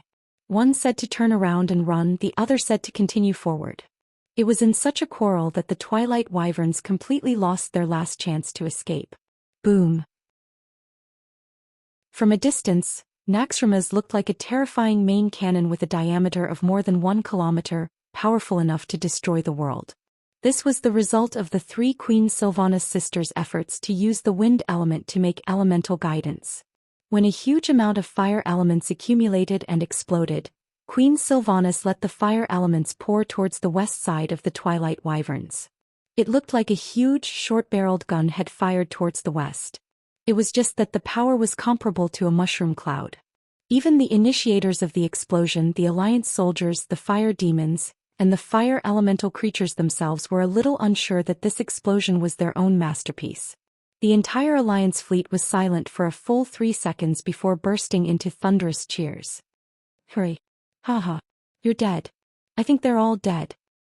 This is what you get for looking down on us mortals. Many Alliance soldiers took off their helmets and hats and threw them into the air. Well, forget about the hats, the helmets hit a lot of people when they fell due to gravity. This was a man-made fiery hell. They were dealing with the dragons at the top of the food chain on this planet. Of course, this could also be seen as a joint attack by the fire and wind elementals against the Twilight Wyverns. In fact, Liu Kei did not directly attack, and Queen Sylvanas' attack was the icing on the cake. Liu Kei believed that even if Queen Sylvanas did not attack, the result would be quite glorious. Just to be on the safe side, they did not want the fire elements to flow back and blow back to Naxxramas and the flying battleship, so the three Windrunner sisters attacked. Chapter 1858. The result of the battle was glorious. This attack, which could be described as strangling or incinerating, lasted for a full 10 breaths in the air. If this was a classic aerial battle between dragons, there would probably be a rain of dirty blood, dragon scales, dragon skin, body parts, and organs that should have been priceless. Unfortunately, there was none. Only a small group of Twilight Wurms with the strongest magic resistance could withstand the ultra-high temperature flames with their Twilight domain. The Twilight realm wasn't omnipotent.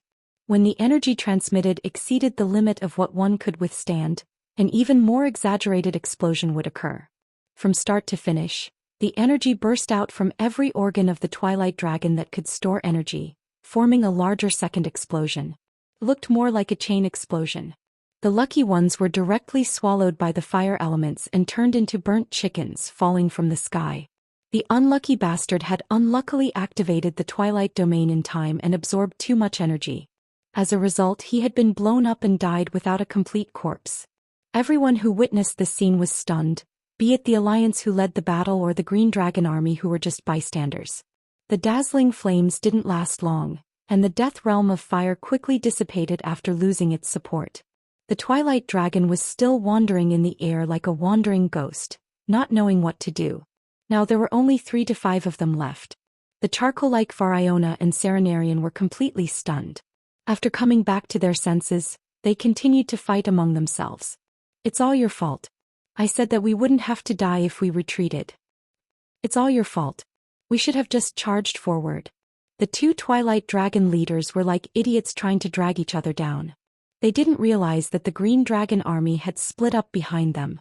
The main force had already started to fly back, but Isra and a few ancient green dragons started to climb rapidly and dive down. What a perfect timing. Isra glanced at the black figure that was diving down from the northeast at about the same height as her. Xianxia might not be good at fighting enemies head-on, but when it came to bullying noobs, no one was better than her. When Variona and Serenarian abandoned her and stopped chasing, she didn't pursue them. Instead, she followed Duque's theory of aerial combat and pursued height. Diving down from a high place was always easier than climbing up from a low place, and it was also more powerful. As a dragon aspect that controlled a portion of the fire elemental world's elements, Xianxia only needed a single thought for the fire elemental elements around her to follow her as she dove down at high speed. The fire elemental elements that had already begun to dissipate were sucked into her body at a speed faster than her dive. Her true form was that of a black dragon. From afar, Xianxia looked like a huge red dragon, drawing a cone-shaped formation of flames in the air. When she swooped down at high speed, she actually pulled out a long line of fire that resembled the tail of a comet. It looked as if it had already split the entire sky. The ferocious attack startled Variona and Serenarian. The 2 Twilight Dragons who had been dragging each other down did something extremely stupid. Seeing that they couldn't dodge Xianxia's attack no matter how fast they accelerated, they actually tried to use each other's bodies to block the Black Dragon's first attack. One should not be afraid of a godlike enemy but a pig-like teammate. Xianxia might look like she was going all out, but she actually cherished her life more than anyone else. Unfortunately, the Twilight Dragons didn't know that. When she reached the peak of her speed, a huge amount of fire elemental elements gathered in front of her dragon's head. It looked like a fire spear extending from the Black Dragon's head. Bam! Bam! This was the second consecutive attack that shook the atmosphere. Xianxia's larger body crashed into the middle of the 2 Twilight Dragons who seemed to be dancing a pas de deux. If one of the dragons had the guts to extend its claws and give Xianxia a vicious blow, it might have ended in a lose-lose situation. However, both Variona and Serenarian's reaction at the last moment was to run. They only opened up half of their Twilight domain to defend themselves, but they were also afraid that they would absorb too much fire elemental elements and blow themselves up. That was hilarious. If Xianxia had split the fire elemental elements she brought with her into 2, either of them would have been able to handle it. But how could the Black Dragon, who was an expert at bullying noobs, give them the chance to do so? Hee. Don't even think about escaping. Xianxia, who had not used her full strength in the first place, did a rather damaging thing. She did split the power in her body into two, but all the fire elemental elements were aimed at Cenarion while she pounced at Valriona. According to Duke's secret instructions when he was training the dragon, plus her own observations, she was very sure that the two of them would never cover for each other. As expected, Cenarion's first reaction was to run when he saw the overwhelming amount of high-purity fire elemental elements coming at him. But Valriona's first reaction was to face it angrily. The energy theory of aerial combat was fully validated at this moment. Onyxia, who was faster, flew in a small arc and easily dodged Variona's clumsy bite, as well as her follow-up claw attack. Then the black dragon used the inertia from the high-speed dive to make an emergency hover with her wings and swung her thick and long tail in a perfect semicircle, hitting Valriona's right arm hard. It was better to break one than to injure 10 fingers. She learned how Duque treated her in the past and used it to deal with her enemies. The force of a dragon aspect's attack, coupled with the huge inertia from the acceleration of gravity, was more than 100 tons. It was a blow that could even shatter a mountain. Valriona let out the most miserable scream since the start of the battle. Not only her right arm but half of her body, including her right arm and chest, was blasted into pieces. The sharp spikes on the black dragon's meteor hammer-like tail even tore a few pieces of Valriona's lung tissue out. She tried to retaliate in pain and anger, but the black dragon dodged her attack. This time Onyxia was very patient. Her larger dragon body circled Valriona in the air and attacked more agilely. Almost every time she would grab the collapsed right side of Valriona's body to attack, constantly increasing the damage. Victory was only a matter of time. Cenarion, on the other hand, had to expand his twilight domain to the maximum after taking all the fire elemental attacks from Onyxia. He would either overexert himself or be seriously injured by the second flame bombardment. He obviously chose the former. Chapter 1859. Cenarion was about to run away. Unfortunately, he was discovered by Nisario. The terrifying wings of death roared, and Cenarion had no choice but to turn around and rush back to the Alliance fleet. The Alliance fleet was in a panic. Be it the new cannonballs or the fire elemental elite's flame attacks, the limited counterattacks could not cause fatal damage to a demigod dragon commander. Even if this was a short-lived demigod dragon that had forcibly increased its strength. Enemy attack. Enemy Hood is about to be attacked head-on by the enemy's dragon commander. Please advise. The communications soldier broke out in a cold sweat. Not to mention the communications girl on the hood, even the captain was sweating. The scientific creations of humans and dwarves could not compare to dragons in terms of mobility. They could not beat it, nor could they run away. If they got close, they would die. However, in the communication mirror, the communications girl seemed to be listening to something. Then she immediately turned her head and smiled. Sir Commander said, "It's fine." Duque said, "It's fine? Then it should be fine." Duque had been in control of the Alliance for more than 10 years. Whether it was his demigod status or his prestige, they had reached the pinnacle. If he said it was fine, it should be fine. Even though everyone was nervous, even though everyone's palms were sweating, they still chose to believe in Duque and did nothing. There were no suitable targets within range. Firing indiscriminately would be a waste. The Alliance soldiers on the hood quietly waited for the verdict to come. In the eyes of others, a tragedy was about to happen. Suddenly, something that looked like a cloud or mist was torn apart, and a huge green dragon pounced from the left. Among the dragons, there was only one green dragon that had such a majestic and elegant appearance. The Emerald Dragon King Isra.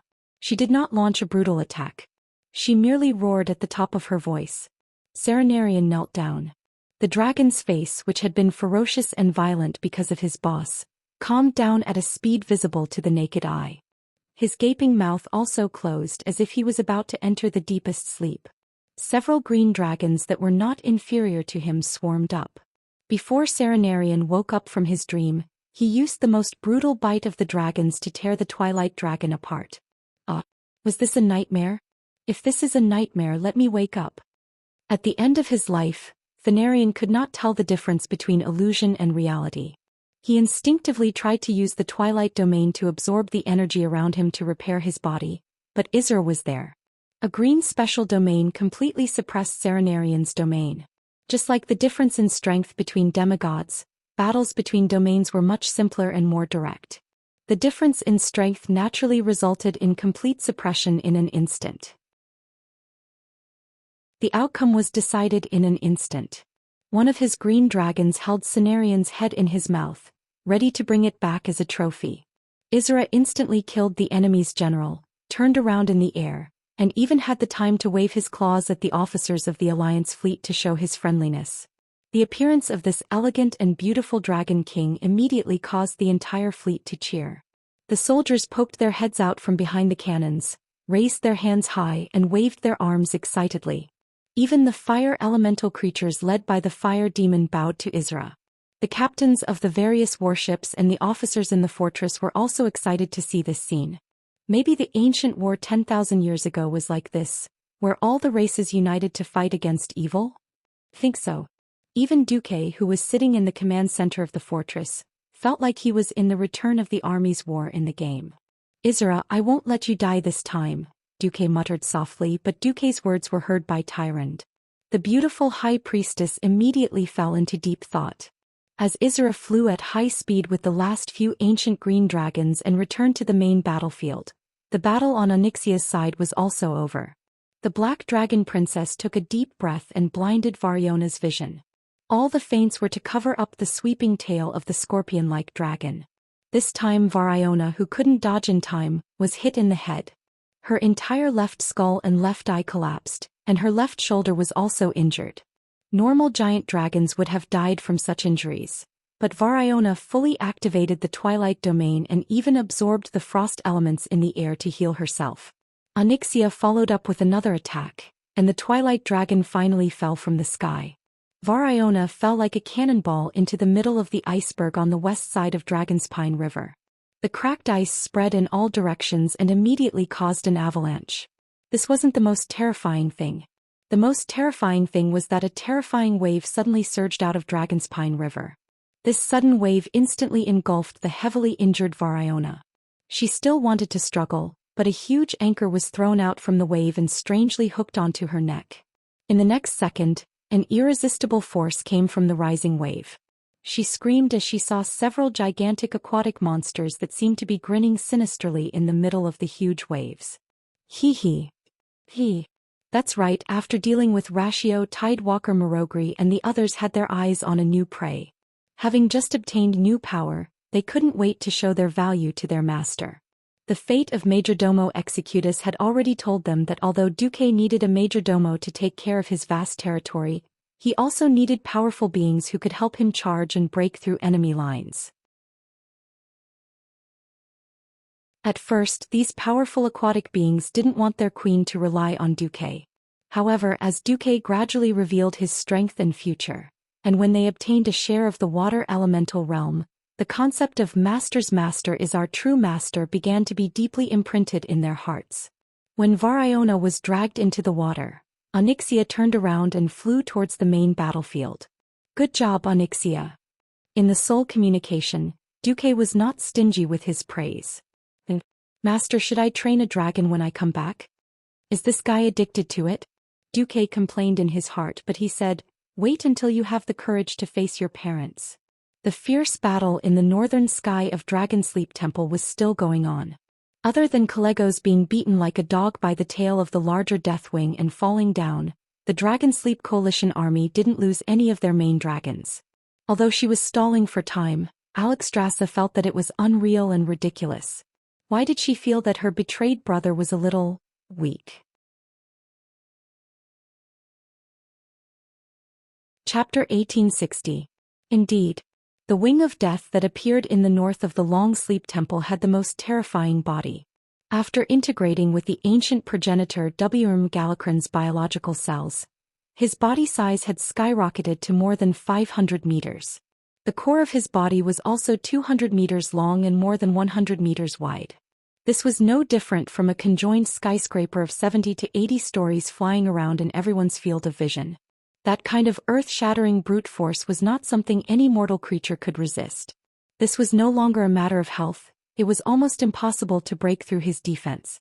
The thick layer of acid that wrapped around his body was simply his second layer of dragon skin. An ordinary WRM's dragon breath would at most evaporate into a cloud of acid mist. It could not even touch his body. They had to be even more careful not to choke on the acid mist when they were downwind. It had been confirmed that if a young dragon inhaled a large amount of acid droplets, its respiratory tract would rot and it would die directly. Only dragons of the ancient WRM level could hurt the wing of death.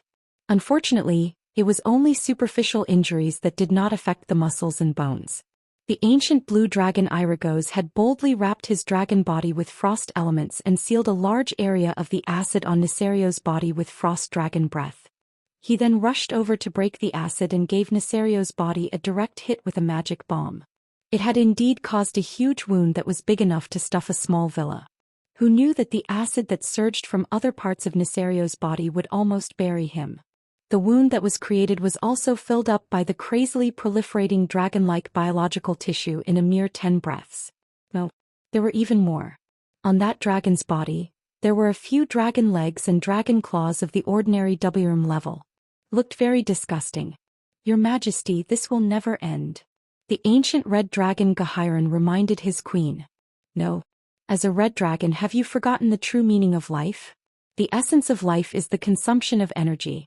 The recovery of any limb is bound to consume vitality, which is some kind of special energy. Neserio's recovery power is definitely not infinite. Alexstrasza did not say the second half of the sentence. This Neserio seemed a bit retarded. With such a huge body and such vitality and defense, no one would be able to do anything to him in a short period of time. If he didn't care and charged over, forcefully destroying the dragon slumber shrine, even if the new 5-color guardian dragons gathered here, it would be difficult to stop his destruction. However, Darkwing's single-minded pursuit of Alexstrasza gave her the opportunity to toy with her old rival. A sweep of the dragon's tail would produce a terrifying wind pressure equivalent to the collapse of a 100-story building. Ordinary creatures could only watch helplessly as they died. As a dragon aspect that had been dedicated to protecting the planet for the past 25,000 years and had rich combat experience, Alexstrasza's speed might not be as fast as lightning, but it was still rather fast. She could even use the wind pressure from Neserio's tail to speed up her flight. It looked dangerous, but it was actually as stable as a dog. Basically, she led the ancient WRMs of the red, blue and bronze WRMs to fight Neltharion, while the rest of the WRMs could only watch from the sidelines. After receiving the news that Krasus's Ruby Jade Sanctum had been attacked, she still had the spare time to send a few ancient WRMs back with a small number of WRMs to hold the fort when the Twilight Dragons were pulled away. The real battle was between the Bronze Dragon King Nozdormu and the Undead Dragon Queen Sinestra. The living Sinestra couldn't be compared to a real Dragon King. At best, she was just a strong female dragon, strong enough to withstand Neserio's love without dying. Neserio was very wild when he was having sex. The 3 deep scars on Sinestra's dragon chest that looked like ravines were the scars left behind by her temporary partner back then. Neltharion almost killed her and also caused the deaths of 2 dragons. Later, she turned into a dragon scientist and wanted to develop a new breed of WRMs to kill Neserio. Unfortunately, after being killed by the Twilight Dragon, she was rescued by Neserio and listened to him again. Perhaps this was the unique sadomasochism of the Black WRMs. According to history, Sinestra would be quite weak at the start of the battle because she had played the Superman game with Darkwing and nursed the Twilight WRM whelps. Without half a life, her attack power would be greatly reduced. There was no such problem in this life. It would be more accurate to say that Neltharion was now more like an oversized battery for Sinestra to squander. Onyxia had the famous, deep breath, and her powerful dragon breath naturally came from her mother. Sinestra's, flame breath, was a full-screen attack in the eyes of mortals. Other dragon breaths were cone-shaped, but hers was a torrent of flames. The raging sea of fire, even in the air, was like a terrifying moving wall of fire with the WRMs as the standard. The ancient WRMs would howl if they were hit. What was really amazing was her twilight attack skills. A normal WRM wouldn't be able to play so many tricks, but the twilight energy, which was based on shadow energy, allowed Sinestra to play with all sorts of tricks. Flame breath forcefully baked the sand on Nozdormu's body, making it even more dry and vulnerable to cracking. Hundreds of twilight shockwaves flew everywhere. Ordinary adult WRMS would be killed instantly if they came into contact with one. The disgusting thing was that these shockwaves weren't really out of her control. They weakened and dissipated on their own after being fired. These twilight energy balls would hover in midair according to her will, and connect in 2s and 3s. Between two twilight energy balls, there would also be twilight cutting rays. If one accidentally touched them, a huge amount of twilight energy would surge into one's body. Not to mention the ancient Ws. Even Nozdormu had a small finger cut off by the twilight rays if he wasn't careful. Of course, Nozdormu was more like an illusory spiritual energy projection. His dragon body was just an existence that had gathered a large amount of sand and materialized. As long as they couldn't attack the timeline and pull out his body, destroying his dragon body 10,000 times or 100 million times would be useless. But it didn't look good. A clear beam of twilight energy shot out from the huge wings of death and poured into Xianxia's body, allowing her to go all out. After the initial test, hundreds of twilight energy bullets poured into Nozdormu's body every second. As a dimensional dragon king that could interfere with time and history, Nozdormu's body was also a fortress. After his power of time and space started to show, Xianxia felt that her movements had become much slower. Not only her speed but even her thoughts had started to stagnate. Nozdormu's huge sand WMS body was like a stimulant, and kept increasing its speed under the effect of haste. Unfortunately, it was more like they couldn't do anything to each other. Chapter 1861. At this moment, as if he had finally woken up, Nesario's entire body shuddered as if he had just peed himself. He suddenly roared. "It's time to destroy Dragon's Slumber Temple." Amazing. Of all times, why did he have to think of it when Isra had yet to return and Nozdormu was being held back? If it was the sinister and cunning Black Dragon King of the past, Alexstrasza would definitely not have taken it so lightly. However, Nesario, who had increased in size and strength but was obviously in a frenzied state, made the queen unknowingly numb and careless. "Stop him." Under the Red Dragon Queen's command, dozens of ancient dragons bit the bullet and launched a fierce attack. There were many casualties but the effect was minimal. They risked their lives to spit dragon's breath on Nesario's mountainous body. Those with superb flying skills and good luck were able to complete the dragon race's unique bombing in an extremely thrilling manner, and then quickly climb up to avoid Nesario's counterattack. The unlucky ones, such as the ancient blue dragons Cadrigos and Borregos, were slapped to death on the spot. Or if he was not careful, he would be swallowed by the limbs of the wings of death, just like Karastad's. The moment he was eaten, Alexstrasza felt that Nesario's aura had increased slightly. "Titan, what kind of monster is that?" the queen shouted with a hint of sorrow. A total of 5 ancient dragons lost their lives in an instant because of her command. This loss even surpassed the ancient war with the devils 10,000 years ago. At least in the ancient war, the lives of ancient dragons were not so worthless. Without a Void Lord, ordinary devils could not take down the heads of ancient dragons. These were 5 primordial dragons that had made a name for themselves.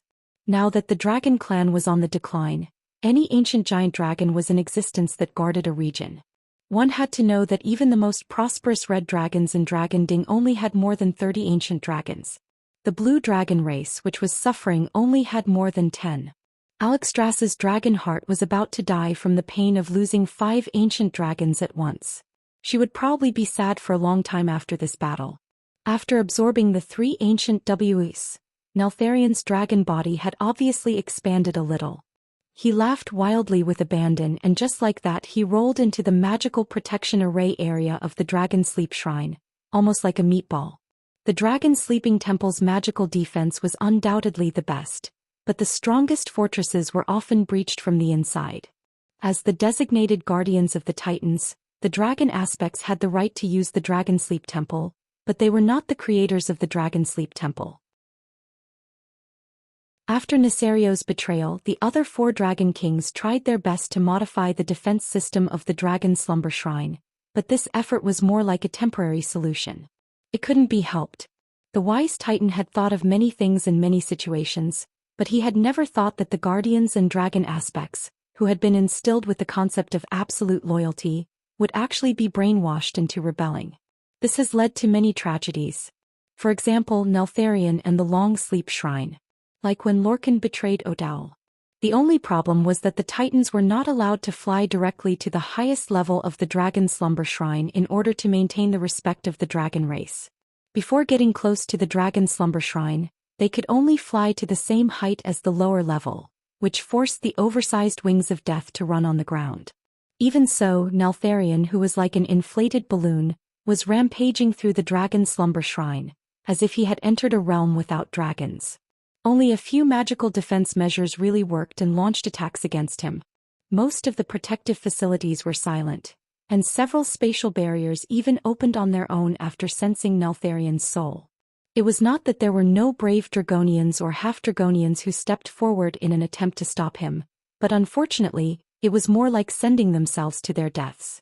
With a stomp, the constantly proliferating dragon limbs pulled these brave people into Neltharion's body, and forcibly swallowed them into a part of the wings of death. Alexstrasza tried to harass him from behind, but it was not very effective. Her flame of purification could not hurt Neltharion's foundation. She had tried, and at most she could hurt the biological tissues 20 meters below the surface of his body. Any deeper and she was powerless. Sin. It's all my sin. The Red Dragon Queen, who had always been brave and determined, was almost crying. At this moment, Duque's message came. Actually, I think you can trust me a little more. I'm the guardian of Azeroth after all. Although it was not decided by the Titans. Duque, have a way. Yes. As long as you no longer regard dealing with Neltharion as an internal affair of the Dragon Slumber Shrine, and allow me to bring powerhouses in. Duque's voice was sonorous and resolute. All right. At this point they had already lost all face. Were they going to watch the crystallization of the Pentashade dragons, the Dragon Slumber Shrine that had been passed down for 25,000 years, be destroyed by a traitor? An entry telekinesis message was sent over. Almost at the same time, 4 large portals that were 15 stories high suddenly opened in front of Neltharion. 4 burly giants stepped out from inside. Ah, it's them. Why didn't I think of it? Alexstrasza was also confused by her concern. Compared to Duque, it was more justifiable for Archivon's 4 guardians to enter the Dragon Slumber Shrine. After all, they were all Titans. Although the 4 of them were very strong, could they deal with Neltharion, who was so huge? The 4 great guardians were 10 stories tall. To mortals they were definitely huge beings. Tragically, size was relative. Compared to Neltharion, whose torso was 200 meters long and was basically a moving mountain, a 30-meter-tall body was really not enough. They were just a few miserable dwarves. Right at this time, Duke's figure suddenly appeared in a flash. He stood on the shoulder of Rock Guardian Archivon. A second later, there were 3 more existences that exuded an extremely powerful aura. On the shoulder of Storm Guardian Emeron was Sylvanas. On the shoulder of Flame Guardian Coralon was Kale. That's. On the shoulder of Frost Guardian Turawan was Vashj. Emeron. Requesting the advent of the storm, the Storm Guardian shouted and raised his arms high. Suddenly, 2 openings that looked like holes appeared in his palms. It was not that there were holes in his palms, but that he had completely opened the interface of his elemental circuit. Sylvanas. In the name of the Master of the Wind God Throne, I agree to your request. Queen Sylvanas's brilliant blonde hair suddenly rose high in the wind, like a golden peacock proudly spreading its tail. The atmosphere suddenly trembled violently, and the shadow of the Wind God Throne appeared in the void above the Dragon Slumber Shrine. A powerful tornado that was enough to wrap the entire Dragon Slumber Shrine rolled up, but in just 3 seconds, all the wind elements under the guidance of Queen Sylvanas poured into Emeron's body. Chapter 1862. Just like back then, Magni could absorb earth elements to expand his body to the size of Alchivon. Now the half-elemental, half-living Aemaren was doing the same thing. If it was in the past, there wouldn't have been so much pure and highly concentrated wind elements to support his enlarged body. But after Queen Sylvanas grasped the wind elemental realm, everything was different. Ameron's body expanded like an inflated balloon. In less than 3 seconds he had become a 100-meter-tall giant, at least 3 times larger than his original size. If he was a human, he would definitely feel uncomfortable because of the changes in his body structure. The Watcher himself was not a living being in the standard sense. Not only his body, even the clothes and equipment on his body were mostly made of elements. And as a half-elemental life form, there was no discomfort after becoming bigger, as long as the body proportion was normal. Oh oh oh oh. Amarin let out a wild and heroic roar. Not only him but the two Watchers Corellon and Turawan were also enjoying the same treatment. The massive injection of fire and frost elements made them also become giants of Imeron's level. A moment ago in front of Nesario, who had become incomparably huge after absorbing Galakran's remains, the three giants were just dwarfs. 10 seconds later, they had become behemoths strong enough to threaten Nesario. Even though the main trunk of the wings was more than 200 meters long, the dragon race had long tails and necks. Even if the necks were shorter because of Galakran's genes, the main trunk of the wings was still more than 120 meters long. Both sides had become terrifying existences of the same weight class. The elemental masters who were originally standing on the three quickly left because they were not the main characters next. Come on. The three giants let out a provocative roar in unison. Roar. The wings roared in response. It swatted at Imeron's head, but the Storm Watcher showed agility that was not commensurate with his size. He actually did a front somersault, dodged the attack and stepped on Nesario's left wing. The slightly slow Turawan was caught by the right claw of the wings, and the biological corrosion that the four-colored dragons feared hit a wall on Turawan's body. Those dragon limbs that had grown out were immediately frozen when they touched Turawan's body. The freezing air at absolute zero instantly stopped the reproduction of their cells. The most important component of a cell was water. When water turned into ice and its volume increased, it would break the cell wall and membrane, causing the cell to die. The others only saw that the growing limbs on Darkwing's body seemed to have met their nemesis.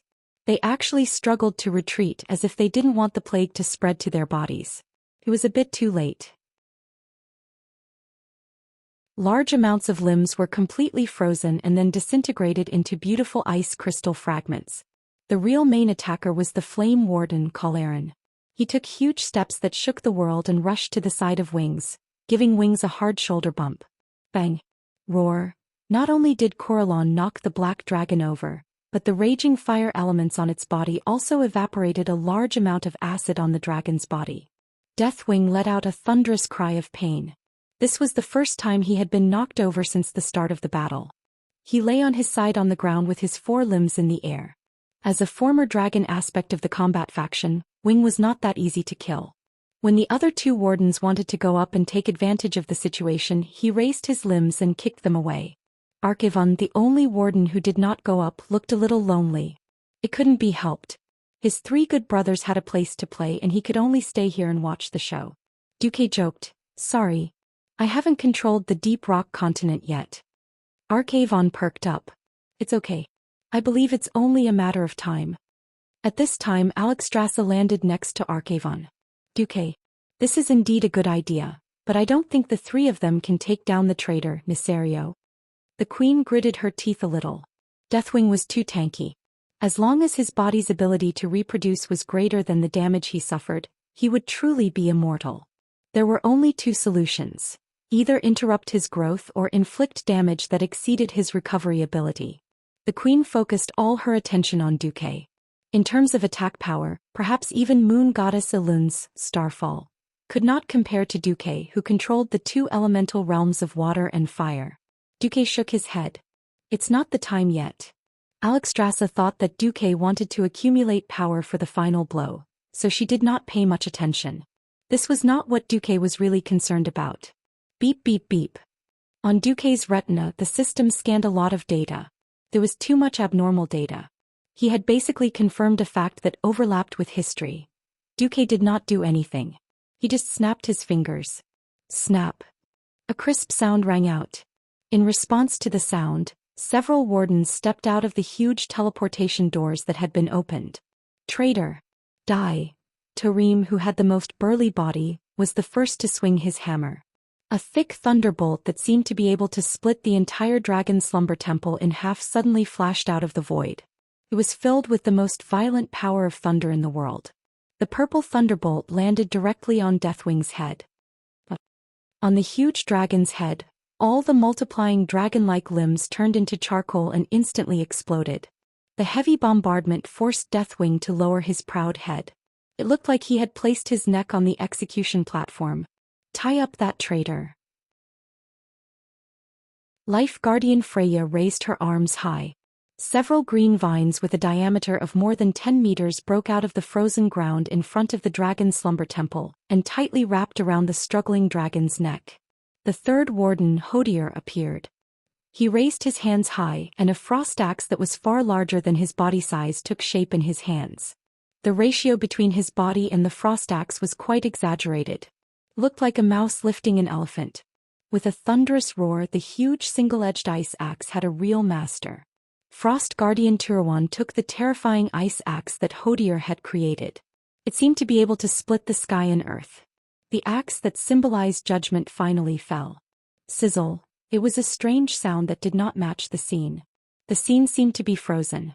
Then, like a comic strip, everyone saw that after Nesario's huge snake neck was cut off, he began to roll and twitch in pain on the ground like an earthworm that had been roasted by fire. His dragon head even bit the dragon skeletons that were scattered on the ice field. The sound of bones breaking made one's scalp tingle. Chapter 1863. What the hell? A dragon that had its neck cut off could still struggle like a snake and bite everywhere? The only fortunate thing was that Nesario's mountain-like body had stopped. The strange thing was that there was a large layer of acid that wrapped around his horrifying body that was constantly proliferating. Now it seemed to have lost control of its brain and its entire body began to expand. Where there was only one dragon claw a moment ago, there might be a few more legs in the next second. Purify these damn things.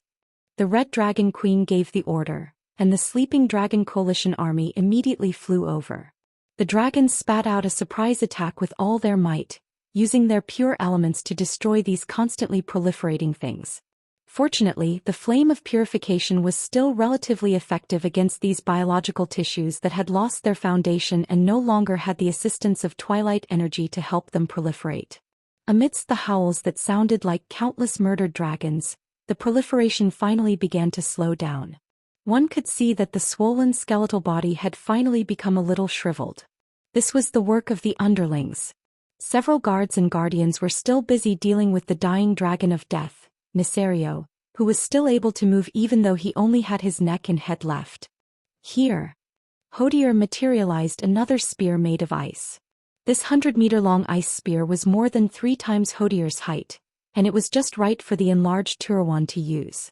Amalron cooperated with Kororan to use a flaming storm to interfere with Nesario's line of sight, giving Turawan a chance to launch a sneak attack.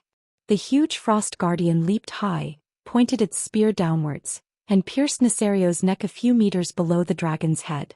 It penetrated the dragon's neck and then pierced deep into the ice field. It was nailed. Nesario still wanted to make a countercharge. Kororan and Amalron did not give him a chance. The two giants took heavy and rapid steps as if they were wrestling, firmly suppressing Deathwing's attempt to open its mouth. Without its limbs, Deathwing was like a snake. If even its weak spot was hit and even its mouth was sealed, then its defeat was sealed. No, it should be said that it was destined when its neck was chopped off. Ha! Sir Torim first used Thor's X-hammer to hit Deathwing's head with the momentum of whack-a-mole. Immediately after, Alexstrasza and Isra, who had rushed back, unleashed the twin dragons emerge from the sea. They pounced on Neltharion and directly blew up his head. Bang! It was a huge explosion. First, Nesario's head felt strangely liquefied. Then the protruding dragon limbs rapidly petrified in less than half a second. They turned from black to a withered grayish-white and finally, like plaster that had been crushed, they turned into fine hard lumps and powder. This kind of killing made every Titan powerhouse who had participated in this battle feel a little surreal. Have we killed Nesario? Freya, the guardian of life, was a little confused.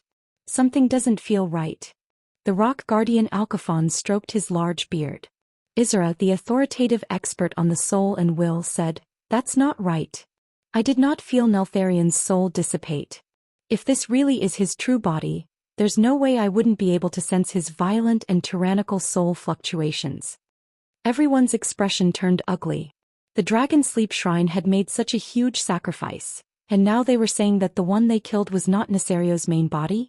The question was, where was Nesario's main body? Alexstrasza turned her head and looked at Duque. Duque sighed, knowing that he had to express his opinion. I felt that something was wrong since just now. I'm very sensitive to evil and soul fluctuations. Just like when I discovered that Sargeras possessed Mediv, I also discovered that Nesario had transformed into Lord Presto. I'm sure that the Nesario we just killed could only be considered a clone. What? All the powerhouses were shocked. Duque added, the most powerful clone.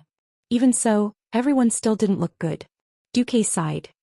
Well, this Nesario is a fake, but at least the Xianxia outside is the real one. Let's get rid of her first. A group of aggressive guardians, watchmen and dragon aspects swarmed forward.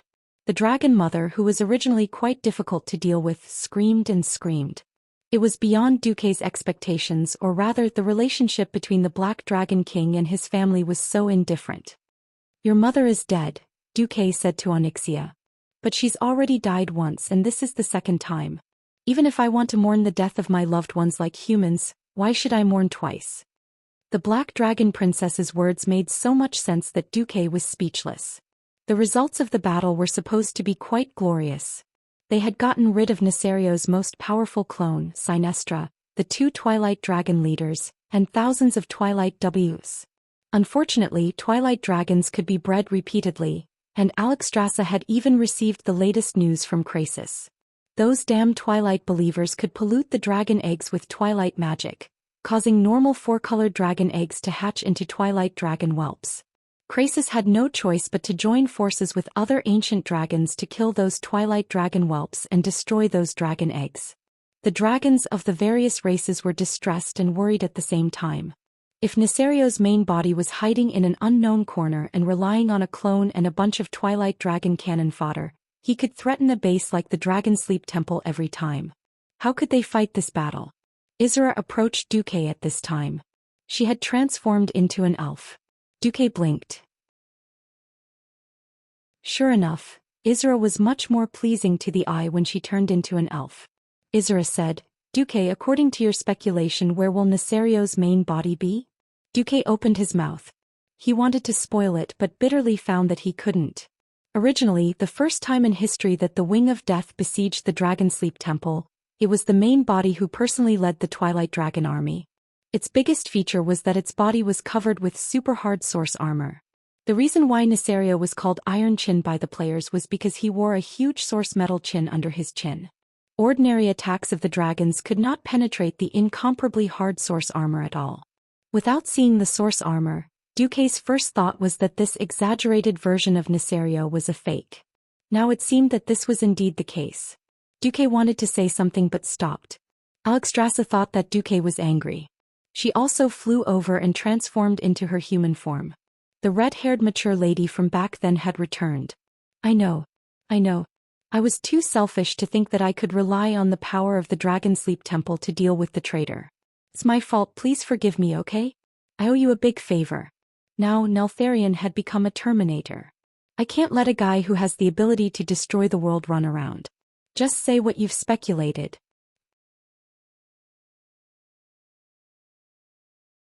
Chapter 1864. The red-haired big sister put her hands on Duque's shoulders and shook Duque without any hesitation. Unknowingly, Duque looked at the other party's huge dragon peaks swaying non-stop. A little cough. Duque pretended to speak seriously, and the red-haired big sister let him off for the time being. I'm guessing that Enzoth used evil magic to completely strengthen Nesario's soul. His original body may be very similar to Nozdormu, and has already transcended the cycle of life. Simple death can no longer stop the madness of Deathwing. Only by completely destroying his origin can he truly be killed. As soon as Duque's voice fell, the whole place was dead silent. How could they fight this? The original body hid in the origin of the world or the crevice of space and time, and then continuously released the proliferating splits to cause trouble. Even the splits were so strong, if he were to wreak havoc in the world, no one dared to imagine what would happen. Well, the worst-case scenario is that Deathwing has more than one doppelganger. Perhaps their strength and vitality are not as strong as this one, but it's still very troublesome. Duque's words were practically a prophecy. On the second day, almost all the main cities in Azeroth received reports of being attacked by Deathwing, shameless dragon, destroying heaven and earth. Although they did not want to admit it, even if Deathwing was divided into dozens of doppelgangers, each doppelganger was still equivalent to an ancient dragon and could easily destroy a city.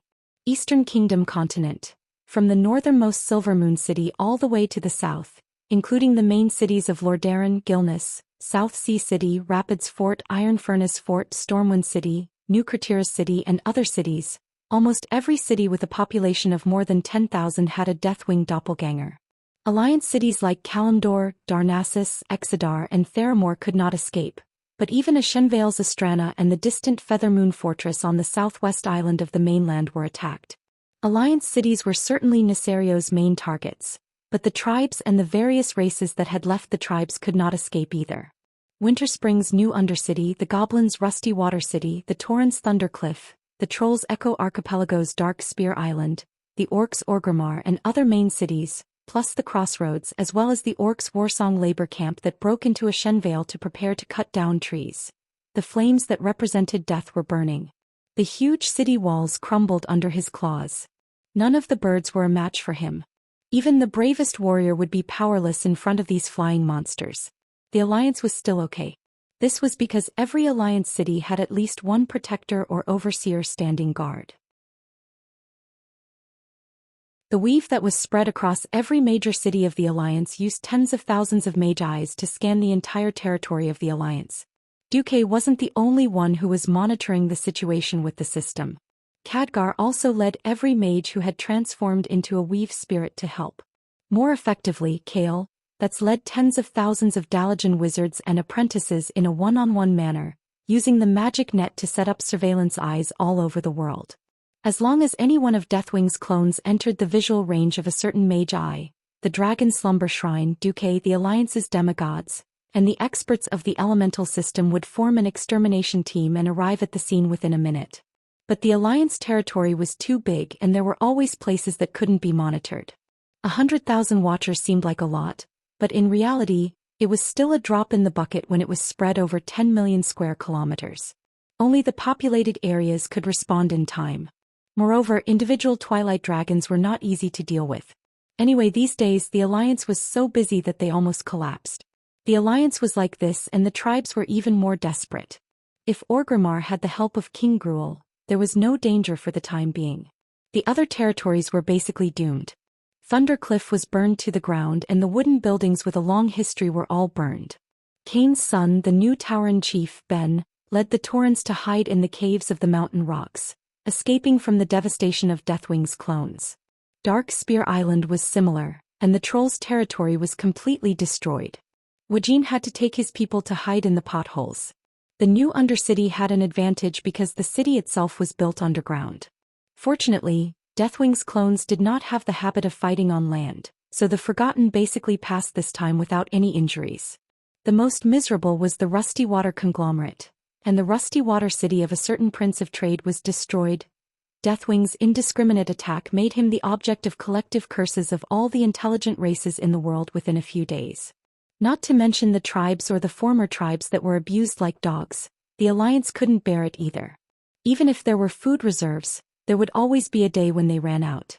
The devastation of Deathwing's clones caused production and construction to completely come to a standstill. What was even more disgusting was that the acid breath, flame dragon breath, or the dragon limbs that could survive and grow for a considerable period of time brought by Deathwing's clones had become a huge problem. Looking at the report, sometimes Duque even thought that he had traveled to the Silent Hill world and played a game of death with those deformed monsters. Finally, on the 7th day after the Battle of the Sleeping Dragon Temple, Isra found Duque, who was waiting in Karazhan. Duque, I know you have a way. I can sense it, why don't you say it? Duque spat in his heart. Damn. A guy with telepathy is a blockhead. In the face of Isra's pleading attitude, Duque really couldn't be tough. Anyway, if there were no accidents, he still had to go with the general trend. He could only sigh and say a modified version of the idea. I did think of an idea, but it's a pity that the idea is too crazy. And whether it succeeds or not, the consequences will be very serious. What consequences? Isra asked. She held Duque's hands with both of them, not allowing Duque to back down. Duque said word by word, "The worst consequence is that all the existing dragon aspects lose the power given by the Titans and completely become mortal dragons." Isra was very smart and she guessed immediately. "Are you talking about the soul of the dragon?" "Yes. But the thing that degenerated into the soul of the demon, hasn't it already been destroyed by us?" After Duque rescued Alexstrasza from the grim battle fortress, in order to avoid trouble, the queen found a way to let Duque destroy the parts of the other 4 dragons, leaving only the black dragon part to cause trouble for Duque. Because of this, Duque was able to tame Xianxia. Duque reminded Isra. "I'm talking about the soul of the dragon from the ancient war 10,000 years ago." Isra immediately gasped. She knew what Duque was talking about. If Nozdormu used his full strength, he could indeed send all the dragon aspects back to 10,000 years ago. But a new problem arose. No. Onyxia's power isn't enough to activate the soul of the dragon. He's lacking a little.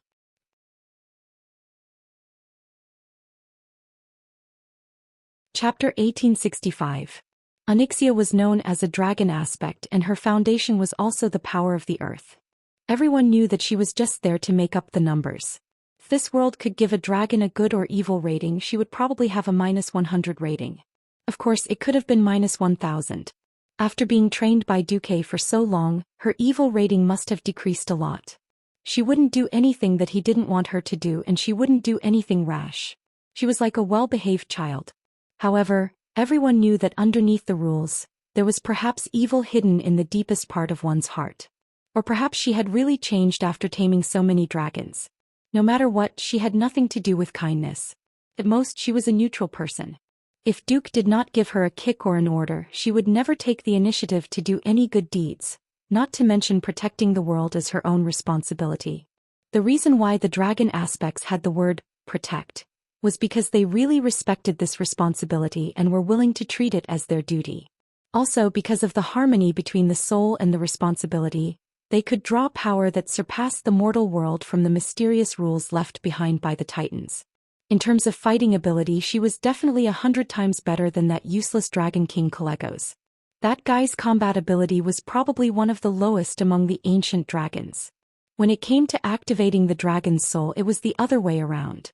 Because she had no sense of responsibility and self-awareness, and didn't even have an ancient black dragon younger brother or sister, Onyxia really couldn't activate the dragon's soul. If she was missing one of these 4, it would be very dangerous. Isra's words made Duque narrow his eyes. Is she lacking a little or not at all? Isra also sighed. She's very talented. If she puts her heart and soul into it, there's a chance she can reach 85% of the level of us 3 first-generation dragon aspects. But the problem of willpower. We've already done tests. Kalegos can reach 90% of the 3 of us if he puts his heart and soul into it, but Onyxia can only reach 50% at most. That wasn't even enough to pass.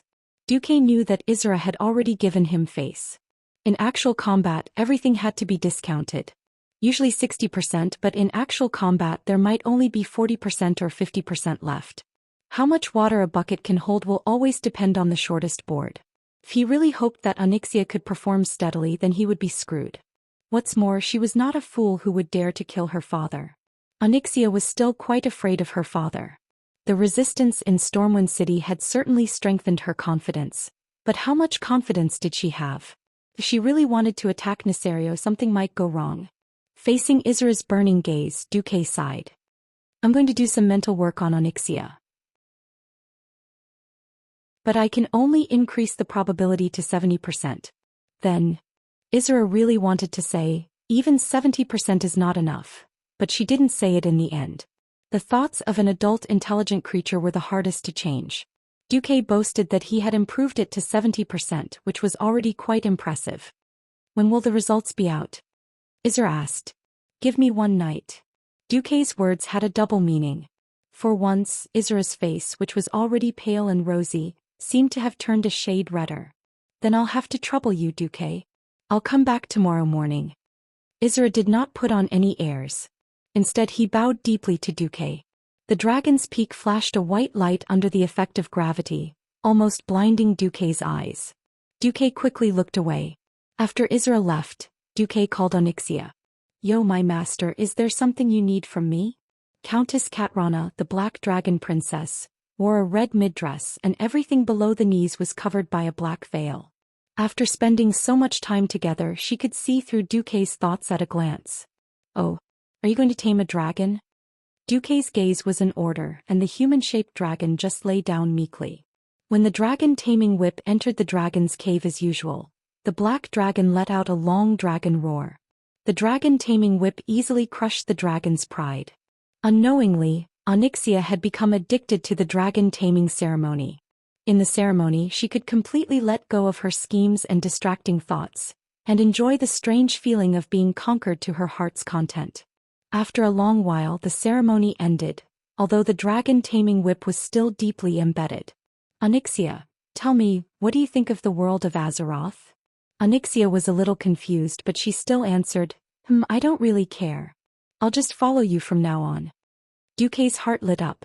He knew that this was the crux of the problem. She had no feelings for Azeroth at all.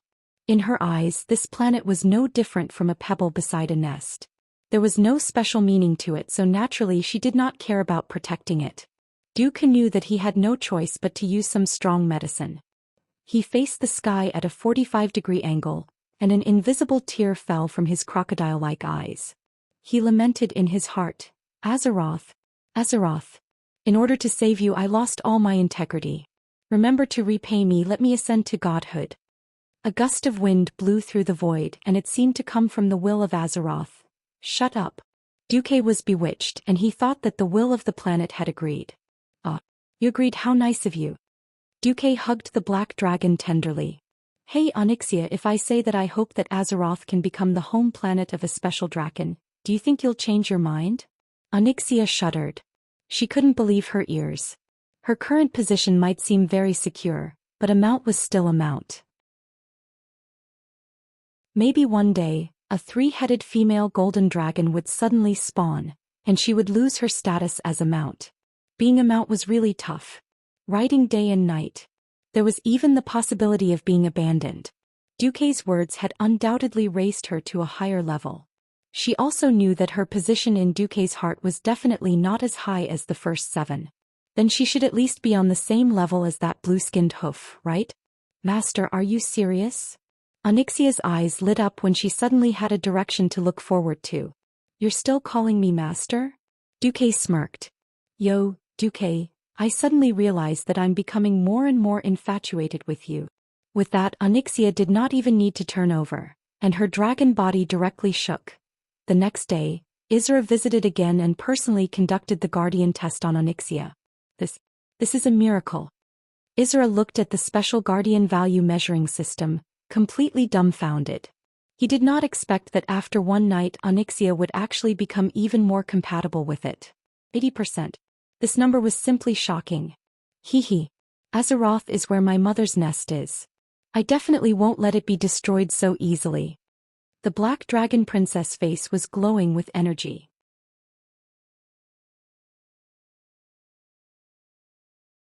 Chapter 1866. Logically speaking, with 80% of the Guardian's value, a 20% discount should be enough. After informing Alexstrasza, she was pleasantly surprised. In the Wyrmrest Shrine, there was a summit attended by the 5 great dragon aspects, the Guardians, several wilderness demigods, and several alliance leaders led by Duque. Everyone had come to a general agreement on the plan to seize the giant dragon soul. Given that Nesario's avatars were still wreaking havoc all over the world, it was impossible for the Justice Camp to go all out. Considering the special nature of the battle, in principle, the Guardians and Watchers would not participate. All the gods of the wilderness would stay behind to guard the Azeroth at this time. Because the water and fire elemental realms from 10,000 years ago were still in the hands of Neptulin and Ragnaros, Kale, and Vash's abilities were limited. The two of them and their subordinates also stayed behind. Moreover, Kale, had already started to break through to the demigod realm, so it was even more impossible for him to leave. In the end, it was decided that the 5 dragon aspects and the 2 demigods, Duque and Sylvanas, would form an allied force to travel through time and space to attack Neltharion's main body. However, at the end of the meeting, Duque mentioned, "I want to buy insurance for the Earth Guardian." Alexstrasza perked up. They had run through this plan countless times. The 3 veteran dragon aspects would definitely be fine. Something would happen to either Calegos or Onyxia. There was actually a substitute for Calegos or even a superior substitute. He was naturally Duque. Duque, who was also proficient in arcane magic and was even more proficient in Titan runes than Calegos was. He had grasped the highest secrets of magic on this planet, so he could easily get rid of Calegos and work alone. Just because the giant dragon soul seemed to be more stable if it was played by the dragons. But everyone was worried about Onyxia. Even if her will to protect suddenly increased by 30%. "I don't think the Alliance has any Earth-type experts, right? Didn't Magni Bronzebeard's soul not return yet?" Nozdormu asked. Duque smiled mysteriously. "It's not that easy to become a demigod of the Earth element. The thick and solid Earth needed a calm heart and a long time to resonate with it. Magni would definitely not make it in time. I mean the other person." Duque's words surprised not only the dragons, but also the leaders of the Alliance. Who was Duque referring to? Duque did not reveal the mystery. Instead, he revealed a mysterious smile. "If I'm not wrong, as long as he and Onyxia stand in front of the dragon soul, the success rate of the Earth element will be 100%. Duque's words made everyone's curiosity explode. At this moment, there were traces of destruction everywhere on the land of the Echo Islands.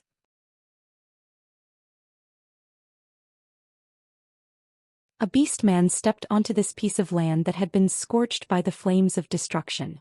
At his feet were completely charred wood and a black troll corpse.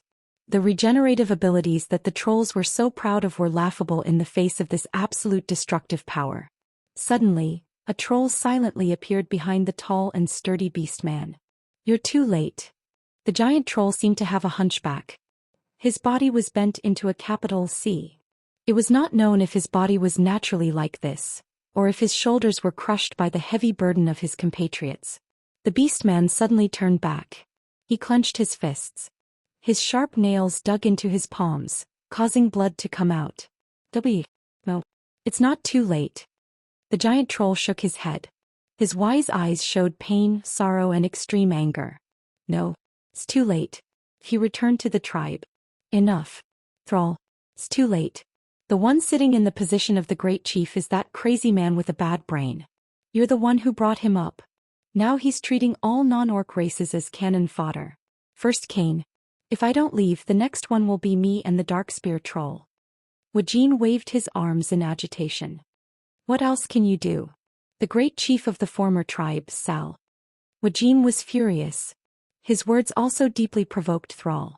That's right, Thrall had returned with not much results. The moment he returned, he discovered the great changes in the tribe. He didn't want to believe this was a fact, so he personally rushed to the Echo Islands where the Darkspear troll was. Then he witnessed this terrifying scene. He was sure that almost all the settlements of the Horde or the former Horde, including Orgrimmar, had suffered heavy damage. The only difference was the degree of damage and the number of lives lost. Faced with the responsibility of his old friend and partner of many years, Thrall was speechless. "I'm trying to appease the anger of the elements." Wajin laughed when he heard this, but it was a sneer. Compared to communication, the Alliance's Duke Marcus seems to have a better way. My shaman told me that he and his woman have conquered the 3 major elemental realms of water, fire, and wind. Even Ragnaros and Alakir have been killed. Now, except for the elemental creatures native to Azeroth, no one will respond to our shaman's call. As if he didn't vent his anger, Wajin roared. "Damn it! This is equivalent to giving up on the tribe, causing the tribe to fall into the greatest chaos. Hundreds of thousands of people have died and nothing has been achieved. Instead of this, you should have encouraged the radicals to find that guy and you, Makra." "Oh, that won't do. You are strong, but it is impossible for you to fight against Gurus without getting injured. Once you are injured, you will be poisoned to death."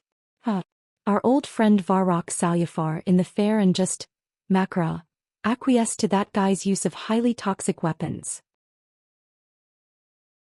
Thrall fell into a long silence. The cruel reality slapped Sal's face left and right. He knew very well that Wajin loved the tribe as much as he did. The new tribe was built by him and Wajin, who joined first, and then there were the Tauren, the Forsaken, and the Goblins. The so-called love is deep, the hatred is deep. Wajin lost his composure and cursed angrily because of his pain and despair for the tribe. After a long time, Wajin choked out a sentence. "Will you come back?" Thrall said bitterly, "I can't think about other things until this catastrophe is over. What is more important than the tribe?" Thrall closed his eyes, and when he opened them again, his eyes were full of pain. "Whether it is the tribe or the orcs, we have not shown our value in this battle against evil for a long time. If I don't do something once there is a window of time in Azeroth where there is no common enemy, I bet that the Alliance will definitely attack the tribe. At that time, it is likely that the orcs, trolls, Tauren, goblins, and the Forsaken will all be erased from this planet." Wajin was shocked. Thrall's last words were, "Duque came to me and asked me to be his backup." You're tuning in to the Zhou Xian's Legacy YouTube channel. Don't forget to subscribe and join us on this journey to catch the most captivating stories.